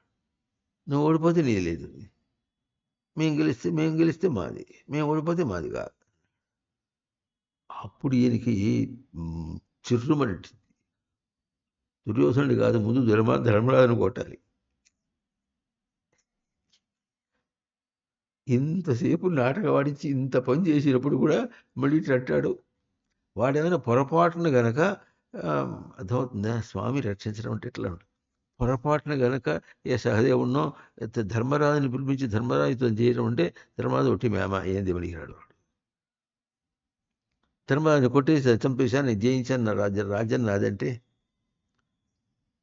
అప్పుడు ఏం చేయవలసి వచ్చింది, వాడిలో ప్రవేశించి, ఎవరు, దుర్యోధనులో ప్రవేశించి వాడికి అహంకారం, ఆవిడ అహంకారాన్ని పోషించాలి. అంత అహంకారాన్ని పోషిస్తే కానీ వాడు చావలే. ధర్మరాజు రక్షిస్తూ ఉంటే వాడి అహంకారాన్ని స్వామి కాపాడుతూ వస్తుంటే వాడి అహంకారాన్ని వీడు చూపించి వాడి అహంకారిరా నీరెట్టారా అని ఇంతసేపు చెప్పినా అర్థం కాదు. సత్యం తెల్లాసనలారా, ఇది మనలో జరుగుతున్న ప్రతి విషయానికి మంచి ఉదంతం ఇది. అప్పుడు ఏం చేశాడు, మీతో కాదు ఎప్పటికైనా నా ఉజ్జి భీముడితో యుద్ధం చేస్తా, ద్వంద్వ యుద్ధం చేస్తే అని అనిపించాడు. అది అయినప్పుడు కూడా వాడు యుద్ధం చేస్తున్నవాడు వాళ్ళిద్దరికి స్వామివారు చెప్తుండేవారు, యుద్ధంలో ద్వంద్వ యుద్ధంలో చాకచక్యం ఉన్నవాడు దుర్యోధనుడు, చాకచక్యం ఉంది. భీముడు పచ్చడి బండ, ఒక దెబ్బ కొట్టాడంటే వాడు దారి చచ్చిపోతాడు. ఆ దెబ్బ తగలకుండా తప్పించుకోవడం అనేటటువంటిది దుర్యోధనుడికి బాగా తెలుసు. అట్లా నడుస్తుంది. అక్కడ దాకా వచ్చిన తర్వాత కూడా అప్పుడు అది ఇది ఆలోచించే లేదు. వీళ్ళందరికీ వీడేమో అక్కడ వాగ్దానం చేశారు, అది తెలియకుండా పిచ్చివాళ్ళలాగా పనిచేస్తుంటారు వాళ్ళందరూ కూడా. అందరికి మళ్ళీ అప్పుడు మీరు వాగ్దానం చేశారు అని వాడు జ్ఞాపకం చేసి, ఈయన ఎవరో కృష్ణుడు అని చూపిస్తాడు, తొడ చూపిస్తాడు, తొడ పగల కొడతానంటివే. అప్పుడు ఎవరు, దుర్యోధనుడు అని ఆ కొట్టేది ఏదో అటు ఇటు కాకుండా వాడు అటు ఇటు చేసి ఆ తొడ మీద ఒక్కడి కొట్టేటప్పటికి వాడు కూర్చున్నాడు, చచ్చిపోయినాడు. అప్పుడు బలరాముడు పక్కన ఉన్నాడు. బలరాముడు కోపం వచ్చి, కదా ఏ యుద్ధంలో తొడల మీద కొట్టకూడదు. అప్పుడు మళ్ళీ అన్నతో యుద్ధం చేయాలి. అప్పటికి కోపం వచ్చి లేచిపోతాడు. అయిపోయింది. ఇప్పుడు చచ్చాడుగా, అయిపోయి ఆయన కోపం వచ్చేపోయాడు.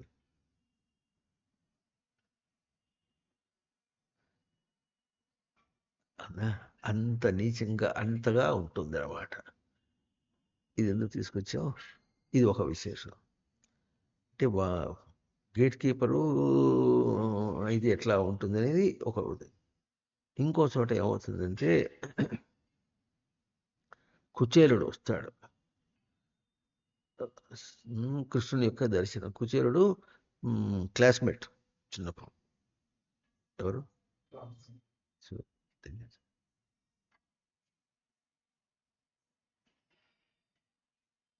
కుచేలుడు క్లాస్మేట్ అంటే సహాధ్యాయి అంటారు అన్నమాట. సహాధ్యాయి పేదవాడు. మరి పిల్లలు చాలామంది ఉన్నారు. పేదవాళ్ళకి ఎక్కువ మంది ఉంటారు పిల్లలు. మొత్తానికి ఉన్నాడు. పేదరికం అనుభవించలేక, మరి నీకు సహాధ్యాయి కదా, కృష్ణుడి దగ్గరికి పోతే మన పేదరికానికి ఏదైనా లెక్క వస్తుంది అని చెప్పి పెళ్ళాం తనని ప్రోత్సహిస్తే తను ఏమనుకున్నాడు, తను మాత్రం అటువంటి దృష్టి ఉన్నవాడు కాదు. పోనీ ఈ దృష్టితోనైనా మళ్ళీ ఒకసారి కృష్ణుని దర్శనం చేసుకుందామని వస్తాడు. అతని చిత్తశుద్ధి కలవాడు. భార్య ప్రేరణను తను తీసుకోలేదు, దాంతో రాలేదు అనేది చాలా స్పష్టంగా. అటువంటి సత్యం ఉండటం అనేది అరుదే, ఇంకా ఉండొచ్చు. అట్లా వస్తాడు. వచ్చేటప్పటికి అక్కడ వాకిట్లో ఉంటారుగా ఎవరు, రక్షక భటులు ఉంటారు. వాళ్ళు చెప్పో, అది కాదు ఏం కాదంటాడు. అయ్యా నాకు తెలిసిన అంటే నీ మొహం చూడు, నీ మొహానికి మా కృష్ణుడి మొహానికి ఎట్లా ఉంది, నీకు ఆయన సహాధ్యాయ చెప్పో అంటాడు. వాడు కొంచెం బలవంతం చేస్తుంటే నెట్టేస్తారు. నెట్టేస్తే కింద పడిపోవటానికి వస్తుంటాడు. కింద పడిపోయేటప్పటికి అటు కృష్ణుడు వచ్చి పట్టుకుంటాడు.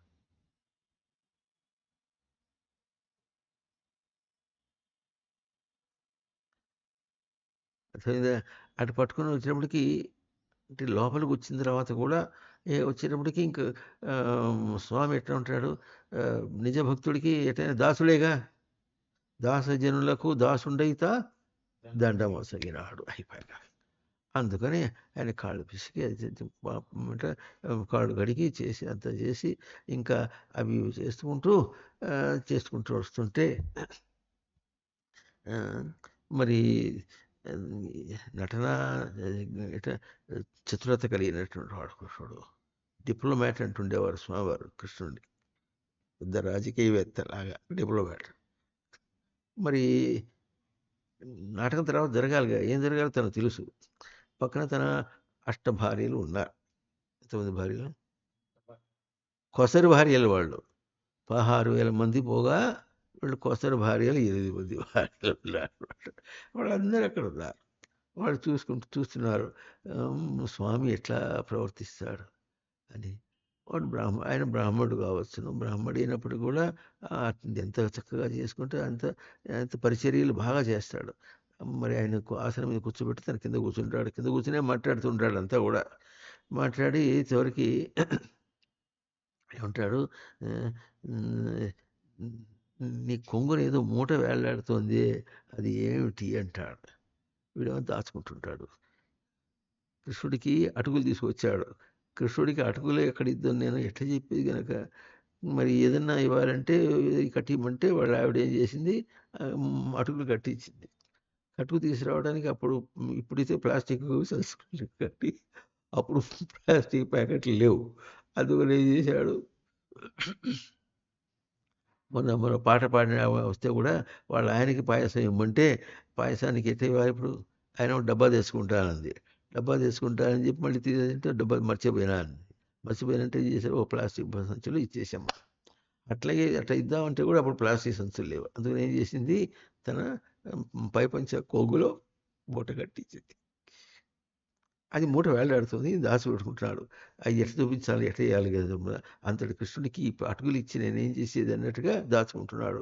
ఈయన దేన్ని బయటికి లాగుతున్నాడు. ఈయన చేసి అది తీసిన తర్వాత తనే తీసి మూత విప్పి అది చూసేటప్పటికి అటుకులు ఎంత బాగుంటాయో, సామెత చెప్పినట్టుగా వాడు ఎట్లా ఉంటాడంటే అమెరికాలో బాగా తిరిగి తిరిగి వచ్చి ఇంటికి రాగానే నాకు నువ్వు గోంగూర పచ్చడి వేసి పెట్టు. వాళ్ళు అమెరికాలో గోంగూర పచ్చడి దొరకదు, గోంగూర పచ్చడి వేసి పెట్టు అడిగినట్టుగా అవి అటుకులు ఎంత బాగుంటాయో అని తీసుకుని తింటున్నాడు.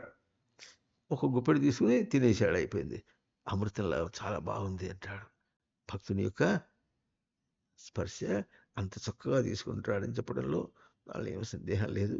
ఎంత స్థూలంగా చెప్పినప్పుడు కూడా అక్కడ సూక్ష్మమైన అర్థమే కానీ స్థూలమైన అర్థం కాదు. ఆ తర్వాత ఇప్పుడు ఏమైతే మళ్ళీ తీసుకోబోతుంటే ఎవరు రుక్మిణి చేయటం పట్టుకుంది. ఈ తాగేటప్పటికే అక్కడ అయిపోయింది, ఎన్నెన్ని వెళ్ళిపోయింది అక్కడ. అక్కడ మేడం వచ్చేసింది, ఇంకా పరిచర్యలు వచ్చేసారు, వాళ్ళందరికీ కావాల్సినంత వచ్చేసింది. ఇంటికి పోతే మళ్ళీ వాళ్ళని గుర్తించేటట్టుగా ఉండదు. ఇంకొకటి తిన్నావా ఇక నువ్వు అక్కడ పోయి కూర్చోవాల్సిందే వాళ్ళ ఇంట్లో అంటాడు. చేపట్టుకుంది రక్షణ. అర్థమవుతుందా? బాధ్యత అది. ఆ బాధ్యతలో ఎట్లా ఉంటుంది? స్వేచ్ఛ ఎట్లా ఉంటుంది? ఉనికికి స్వేచ్ఛ. ఉనికిని అతిక్రమించి ఎవరు రావటానికి వీల్లేదు. వాడు ఏదన్నా తేడా ఉంటే తను సంశయించినా సరే, అట్లా ఆపేసినా సరే, ఉనికి తనంతట తానే వరించి తీసుకుంటుంది. అంటే అర్థమైనప్పటికీ అతిక్రమించినా కూడా ఉనికి యొక్క అంశం తప్ప ఇంకోట్లేదు. ఉన్నాను యొక్క విలువ అంత. ఉండలేకపోతున్నా నీ ఆక్రోధన మండ. ఉండలేకపోతున్నా అనుకుంటుంటాడు కానీ అంటే విలువ తెలియటంలే. ఆ మాట అంటున్నాడు, ఉండలేకపోతున్నా, ఉనికిని ఉండలేకపోతున్నా అంటాడు కానీ ఉనికిని అందుకోలేకపోతున్నా. ఆ మాట నువ్వు ఉండలేకపోతున్నా, మండలేకపోతున్నా, ఆ పదంలో చాలా తేడా జ్ఞానం ఉంది. అని చెప్పుకుంటున్నా. ఉండలేకపోతున్నా అని ఏడ్చిన వాడు చాలా మంది ఉన్నారు కానీ ఉనికిని అందుకోలేకపోతున్నా అన్న మాట అనలే. తన ప్రవర్తనలో ఆ విశ్లేషణ ఉంది.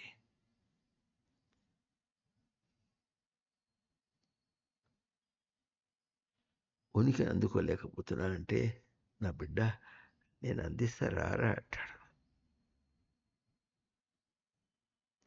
ఉండలేకపోతున్నా అంటే చావు.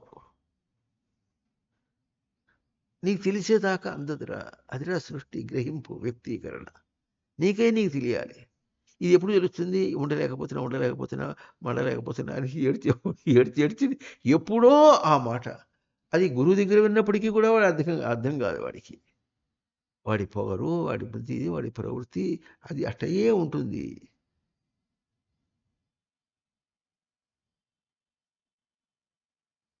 చుట్టూ తిరిగినా, చెంతనున్నా, శ్రవణమే చేసిన గురువును గుర్తించుట సంస్కార సిద్ధి. సంస్కార సిద్ధి.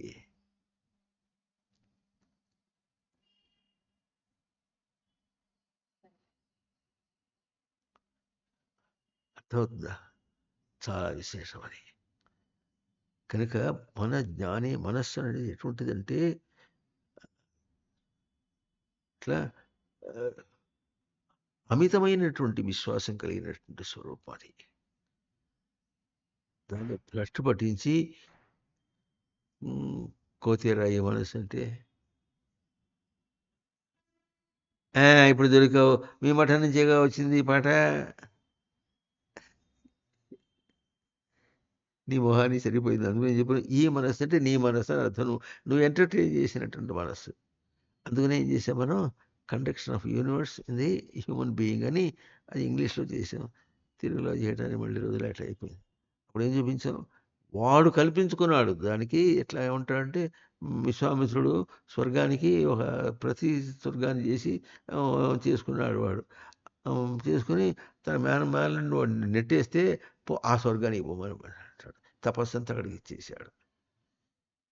నీ తపస్సంతా ఇచ్చి మనస్సును పాడు చేసుకున్నావురా ఎదవా, ఒరి కుంక.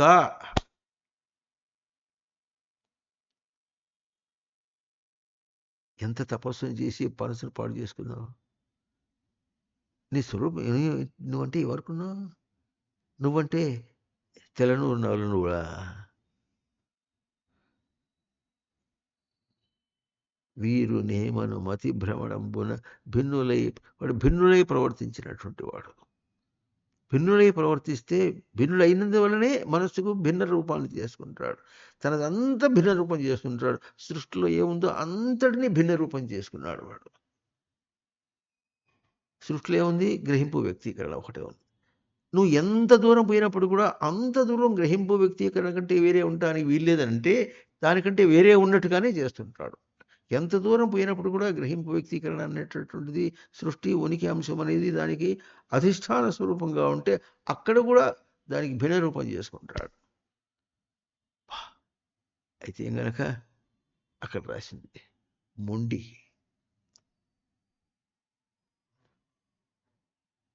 మనిషి మొండి అయితే బ్రహ్మ మొండి. ఎదిగించడమే లెక్క.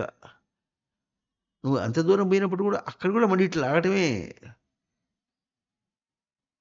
నువ్వు మొండి అయితే నీ జగత్తుకి జగమొండి, మొండికి మొండి.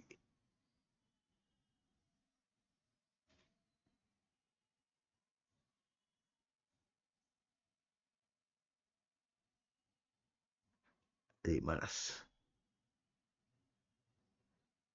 మనస్సుకు తలంపు అని అర్థం చెప్తే అది తలంపు. ఇవన్నీ ఎట్లా ఉంటాయంటే ఆ పదములకి ఇట్లా ఈ అర్థాలన్నీ ఎట్లా వస్తాయంటే అందుకని బోధ అన్న అంశం ఎప్పుడైతే వచ్చిందో సృష్టికి వేరైనటువంటిది మెట్టు దిగిన మాట ఇది. ఏమైంది నీకు ఇప్పుడు రోగం? నీకు బోధ ఎదుగురా? ఏమైంది ఇప్పుడు నీకు రోగం? ఇప్పుడు రోగం ఏం లేకపోతే ఏం చేస్తాడంటే అది చేసి నేను టెస్టులు రాస్తాడు నీకు తృప్తి కోసం. టెస్టులు రాయించి అంత చేసి అంత అయిన తర్వాత నీకేం లేదు పోమంటాడు అంటాడా డాక్టర్. దండమూతం తీసుకుంటాడు, నీకేం లేదు పోమంటాడు. దండమూతం తీసుకొని నేను మోసం చేసినట్టుగా చెప్పడానికే వాడు అట్ట చేస్తాడట. ఎందుకు? నీ నీ నీ నీ మొహానికి అంతే అది సరిపోతుంది. అప్పుడు ఏం లేదన్నాడు, సంతోషం. అప్పుడు వాడికి రోగం లేకపోవడం. హోమియోపతి వాడు ఏం చేస్తాడంటే ఆ పిల్స్లో మందు వేసి ఇస్తుంటాడు, మన టించర్ వేసి ఇస్తుంటాడు. అప్పుడు దానికి పొటెన్సీ తేడా ఇచ్చి ఎట్ట చేయాలి ఎట్ట ఇస్తుంటాడు. చూస్తాడు, వాడి మొహం చూస్తే వాడికి ఏం రోగం లేదు, కానీ వాడికి రోగం ఉన్నది అనేటటువంటి ఒక భ్రాంతి ఉన్నది. అందుకని ఏం చేస్తాడంటే ఆ మందులు దాన్ని ఏం మందు వేయకుండానే ఒకటి పిలిచి ఇచ్చేసి చాలా గట్టిగా చెప్తాడు, చూడు ఇదేమో పొద్దున వేసుకో, వేరే వేరే కట్టి ఇదేమో మధ్యాహ్నం వేసుకో, ఇదేమో సాయంత్రం వేసుకో, 3 రోజులు వేసుకో. ఆ తర్వాత ఏం చేయాలంటే 3 రోజులు ఆగు, మళ్ళీ 3 రోజులు వేసుకో. రావడాసుడు కాష్టం కాలినట్టుగా ఇస్తూ ఉంటాడు. వాడి జాగ్రత్త ఇస్తాడు. ఆ తర్వాత లేకపోతే 10 రోజులు వేసుకో, తర్వాత 2 రోజులు మధ్యలో గ్యాప్ ఇవ్వమంటాడు. ఇచ్చిన తర్వాత ఏం చేయాలి? మళ్ళీ ఒక వారం రోజులు వేసుకో, మళ్ళీ తర్వాత 2 రోజులు ఆగు, మళ్ళీ తర్వాత 4 రోజులు వేసుకో, మళ్ళీ 2 రోజులు ఆగు, ఆ తర్వాత మళ్ళీ ఒక రోజు వేసుకో. అప్పుడు వీడు విసుగవుతుంది, విసుగెత్తి ఎప్పుడు అయిపోతుంది అంటున్నాడు. అప్పుడు వచ్చిన తర్వాత మళ్ళీ తర్వాత నన్ను కలవాలి అంటాడు మళ్ళీ డాక్టర్. వచ్చిన తర్వాత అయిపోయిన తర్వాత ఇంకొక రోజు వేసుకుంటావు కదా, ఒక రోజు వేసుకున్న తర్వాత అప్పటికి మళ్ళీ ఒక రోజు ఆగి చూడు, ఆగిన తర్వాత అప్పుడు నన్ను కలు, అప్పుడు మళ్ళీ ఇంకో మంది కావాలంటే ఇస్తా అంటాడు. వాడు ఇంత మొహం పెట్టుకొని మీరు ఇచ్చిన మంది చాలా బాగా పనిచేసింది అని అంటాడు. మందే వీలే, ఇది నా భ్రాంతికి లెక్క అర్థం ఏమి లేదురా అంటే అర్థం కాదు. ఓహో ఓహో ఓహో సరేలే అంటాడు, కానీ చేసి పంపిస్తాడు. అంతరం కల్పించుకుందని వాడికి అర్థం కావాలంటే గురువు కూడా అంతే చెప్తాడు. ఏం చేస్తాడు అని చెప్పేసి ఓహో గురువు గారు చాలా జ్ఞాని, ఎంత బోధ చేస్తాడు, ఆయన బోధ చాలా గొప్పగా ఉంటుందండి అని ఆయనకి సర్టిఫికెట్లు ఇస్తుంటాడు. ఆయన ఆ సర్టిఫికెట్ తీసుకుని 4 గీకోవాలి. అంతా అప్పుడు గురువు బోధ చేసిన తర్వాత అప్పుడు ఏమైంది? లేదు అని తెలిసి.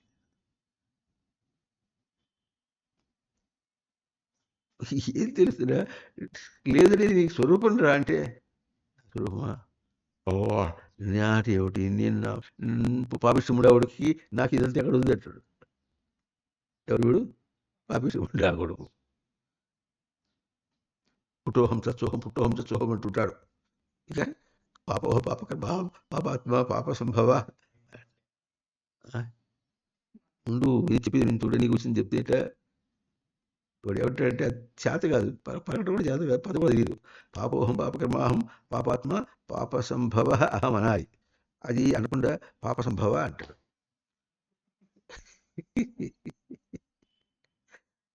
రామ అంటే రాముడని విసర్గ చేస్తే హే రామ, రాముడు సంబోధన చేసినట్టు అవుతుంది అప్పుడు. కనుక ఇప్పుడు ఎవరితో మాట్లాడుతున్నాడు? స్వామితో, దేవుడితో మాట్లాడుతున్నాడు. పాపోహం, నేను పాపకర్మాహం పాపాత్మ, పాపాత్ముడిని. నువ్వు పాప సంభవ, నువ్వు పాపంలో పుట్టినవాడు నువ్వు అని అర్థం. పాప సంభవ అంటే అహం పలుకుతుంది, నేను పాపంలో పుట్టినవాడిని అర్థం అవుతుంది. విసర్గ తీసేసి పాప సంభవ అంటే నువ్వు పాపంలో పుట్టినవాడు. మన ఇద్దరికి మంచి బియ్యం అందింది. నువ్వు పాపంలో పుట్టినవాడివి, నేను కూడా పాపాత్ముడిని. వీడికి ఏమర్థం అవుతుంది? మనసు ఎక్కడారో నేను ఎప్పుడు చెప్పాను చూసారా, మొట్టవాడికి మొదలు పిస్తే ఏం చేశాడు? మర్చి బుడ్లు పట్టుకుని ఏం తెలుస్తుంది వాడికి? మనసు ఇస్తే అర్థం కాదు, మనసు అంటే అర్థం కాదు. అది చెప్పేవాళ్ళు కొంతమంది ఏం చేస్తారంటే, మనసు అనేది అది తాళం చెవిలాగా ఉంటుందండి, అది ఇటు వేస్తేనేమో మూసుకుంటుంది, అటు వేస్తే తెరుచుకుంటుంది అంటాడు. ఆ మనసుని అటు వాడుకోవచ్చు, ఇటు వాడుకోవచ్చు. అంటే ఎటు వాడుకోవాలి ఇప్పుడు? అని చెప్పింది ఏదో బాగానే ఉంది. ఇప్పుడు మనస్సుని తాళం చెవి అటుగా తిప్పే, ఇటు తిప్పడం అంటే ఎడ చేయాలంటే అది ఎడ చేయాలంటే తాళం చెవి తిప్పడం అంటే అర్థమైంది, అంటే ఉపమానం అర్థమైంది. ఉపమానం అంటే మనసు ఇటు తిప్పాలి, ఇప్పుడు ఇట్లా తిప్పాలి. అక్కడ దాకా ఓపిక ఇది. ఇప్పుడు గర్భిణీగా ఉన్నాడు, మన గర్భిణీ స్త్రీలకి చెప్పినప్పుడు, మీరందరూ పేషెంట్లు కాదు, మీరు పేషెంట్లు కాదు, చక్కగా పని చేసుకుంటూ ఉండండి, చివరిదాకా పని చేయండి. నిప్పులు అనేది తెలియకుండా వచ్చేస్తుంది, కప్పుకైనా డెలివరీ అయిపోతుంది. అని మెడికల్ చెకప్కి వెళ్ళాలి, మెడికల్ చెకప్ అని లోకం పెట్టేప్పటికీ ఆయన కనుక మెడికల్ చెకప్ తీసుకెళ్ళిపోతే, మా ఆయన చంపుకుంటున్నాడు, మా ఆయన చంపుకుంటున్నాడు అయిపోయి ఆయనకి దర్శనం ఇచ్చి రావద్దు, డాక్టర్కి దర్శనం ఇవ్వాలా లేదా? ఇవ్వాల్సిందే. లేదా ఆయన ఎట్ట బతకాలి?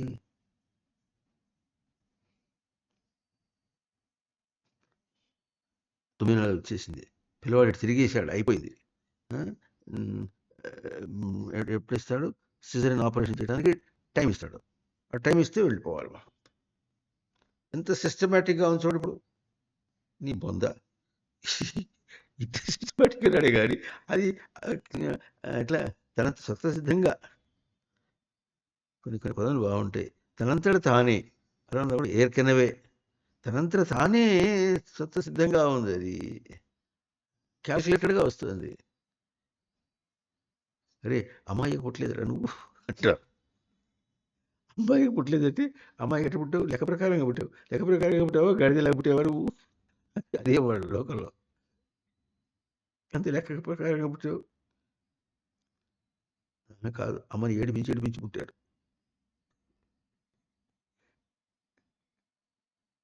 వాడు, అందరినీ ఎట్లా పుట్టిస్తాడు వాడు. దుర్యోధనుడు పుట్టినట్టుగా పుట్టిస్తే ఎట్లా? దుర్యోధనుడు ఎట్లా పుట్టాడు? శ్రీశైలంలో పుట్టాడు. నూరూరటే పుట్టారు, 101 కూడా, 101 కూడా అట్టే పుట్టారు.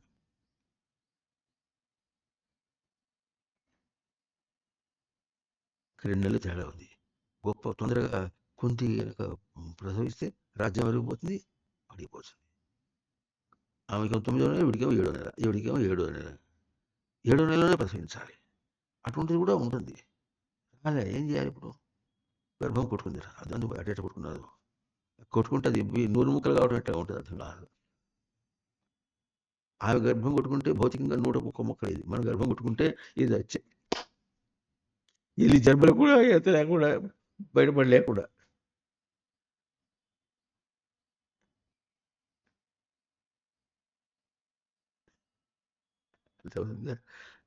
అరే ఇదిరా గతి ఈశావాస్యం ఇదగంసరం, ఇది ఇట్లా నియామకం. నియామకం కాదన్నావా, బోధలు ఎన్నున్నా సరే, బోధ కూడా ఏమన్నారు? మెట్టు దిగిన మాట. ఇది నియామకం. అదేనా అందుకోవద్దు. చేత కాకపోతే ఎక్కడికైనా సరే, రేయ్ నువ్వు సావులోకి పోయినా, నీ చావులోకి వచ్చైనా నిన్ను పట్టుకుని నిన్ను బయటికి లాగుతా అంటాడు. చచ్చి వెళ్ళిపోయినా సరే అప్పుడు కూడా పట్టుకుంటా. నువ్వు ఎట్లా భూమిలో దాక్కున్నా సరే నిన్ను వదిలిపెట్టాను. అంతరిక్షంలో దాక్కున్నా సరే నిన్ను వదిలిపెట్టాను. నీళ్ళలో దాక్కున్నా సరే వదిలిపెట్టాను. ఇంకా అగ్నిలో దాక్కున్నా సరే వదిలిపెట్టాను. గాలిలో దాక్కున్నా సరే నేను వదిలిపెట్టను. ఇది బెదిరించడం ఏంటి? గాలిలో దాక్కుంటే గాలి ఊరుకుంటుంది ఏంటి? తీసుకొచ్చి నేరుగా స్వామికి ఇచ్చేస్తుంది. అవి చాలా ఫెయిత్ఫుల్, విశ్వసనీయమైనటువంటిది. పంచమహాభూతములు ఎంత విశ్వసనీయమైనటువంటివో అంత విశ్వాసం కలిగినటువంటి స్వరూపం తనకు మనస్సు. బంటు లేదు, గింటు లేదు, తనకు స్వరూపం అది.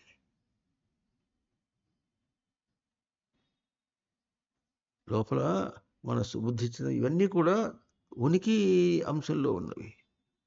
అన్ని చోట్ల నేనే మనస్సు అన్నప్పుడు అక్కడ అర్థం ఎట్లా ఉంటుందంటే, మనస్సును వేరు చేసి ఆ మనస్సు నేను కాదు. మనస్సు ఎంత పవిత్రంగా ప్రవర్తిస్తుందో ఆ పవిత్రత నన్ను గుర్తించడానికి సరైపోయినటువంటి సమానమైనటువంటి ఉజ్జి కలిగినటువంటి స్వరూపం అది. అట్లా అప్పుడు మనస్సు నేను. జీవో నాహం దేహో నాహం ప్రత్యేక భిన్న బ్రహ్మయవాహం శుద్ధోహముదిలో మనస్సు నేను కాదు, బుద్ధి నేను కాదు, అట్లా కాదు. అది కాదని చెప్పడానికి ఏంటంటే చెడగొట్టుకున్నటువంటి బుద్ధి నేను కాదని అర్థమే, అంతేగాని దాని తపస్సు వేరు. అది తనకు తపోరూపం. తపస్సు రూపం అంటారా, తపోరూపం అంటారా? తపస్సు శబ్దం తపహ అయిపోయి అవతల రూ ఉంది. వర్గ తృతీయ అక్షరములు ఎర్రలవ ఉన్నప్పుడు ఉత్తమం వచ్చి తపోరూపం.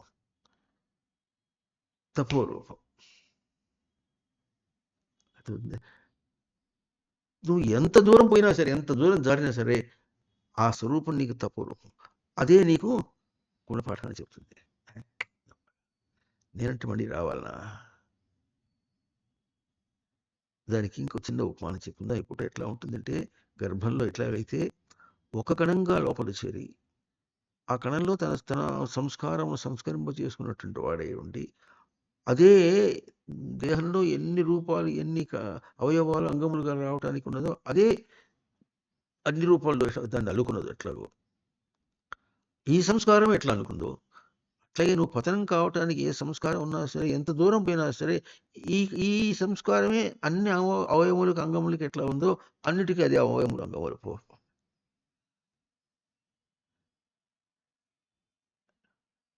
సంస్కారం ఇది, అది అధిష్టానం.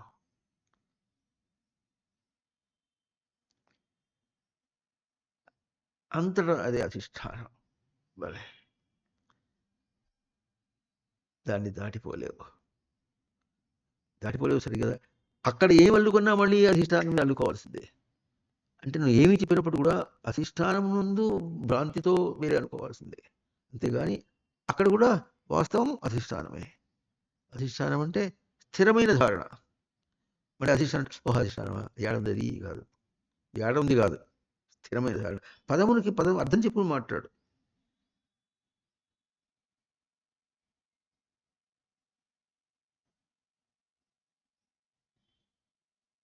ఇది ఈశావాస్యం, ఇది నియామకం.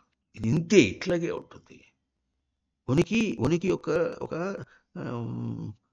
స్వరూప లక్షణాన్ని చూపిస్తున్నారు. ఉనికి యొక్క స్వరూప లక్షణం ఏమిటి? నియామకం.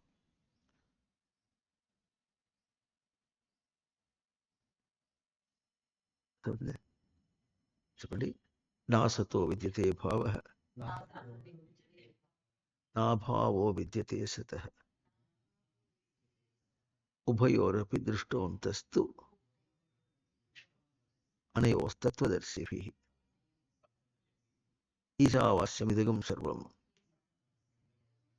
యత్కించ జగత్యాం జగత్ తేన త్యక్తేన భుంజీథాః. ఆ వాక్యం ఏంటంటే ఎంత బాగుంటుంది. తేన త్యక్తేన భుంజీథాః. భుంజీథాః అంటే భుజ పాలన, దాన్ని విడిచి పాలన చేసుకో.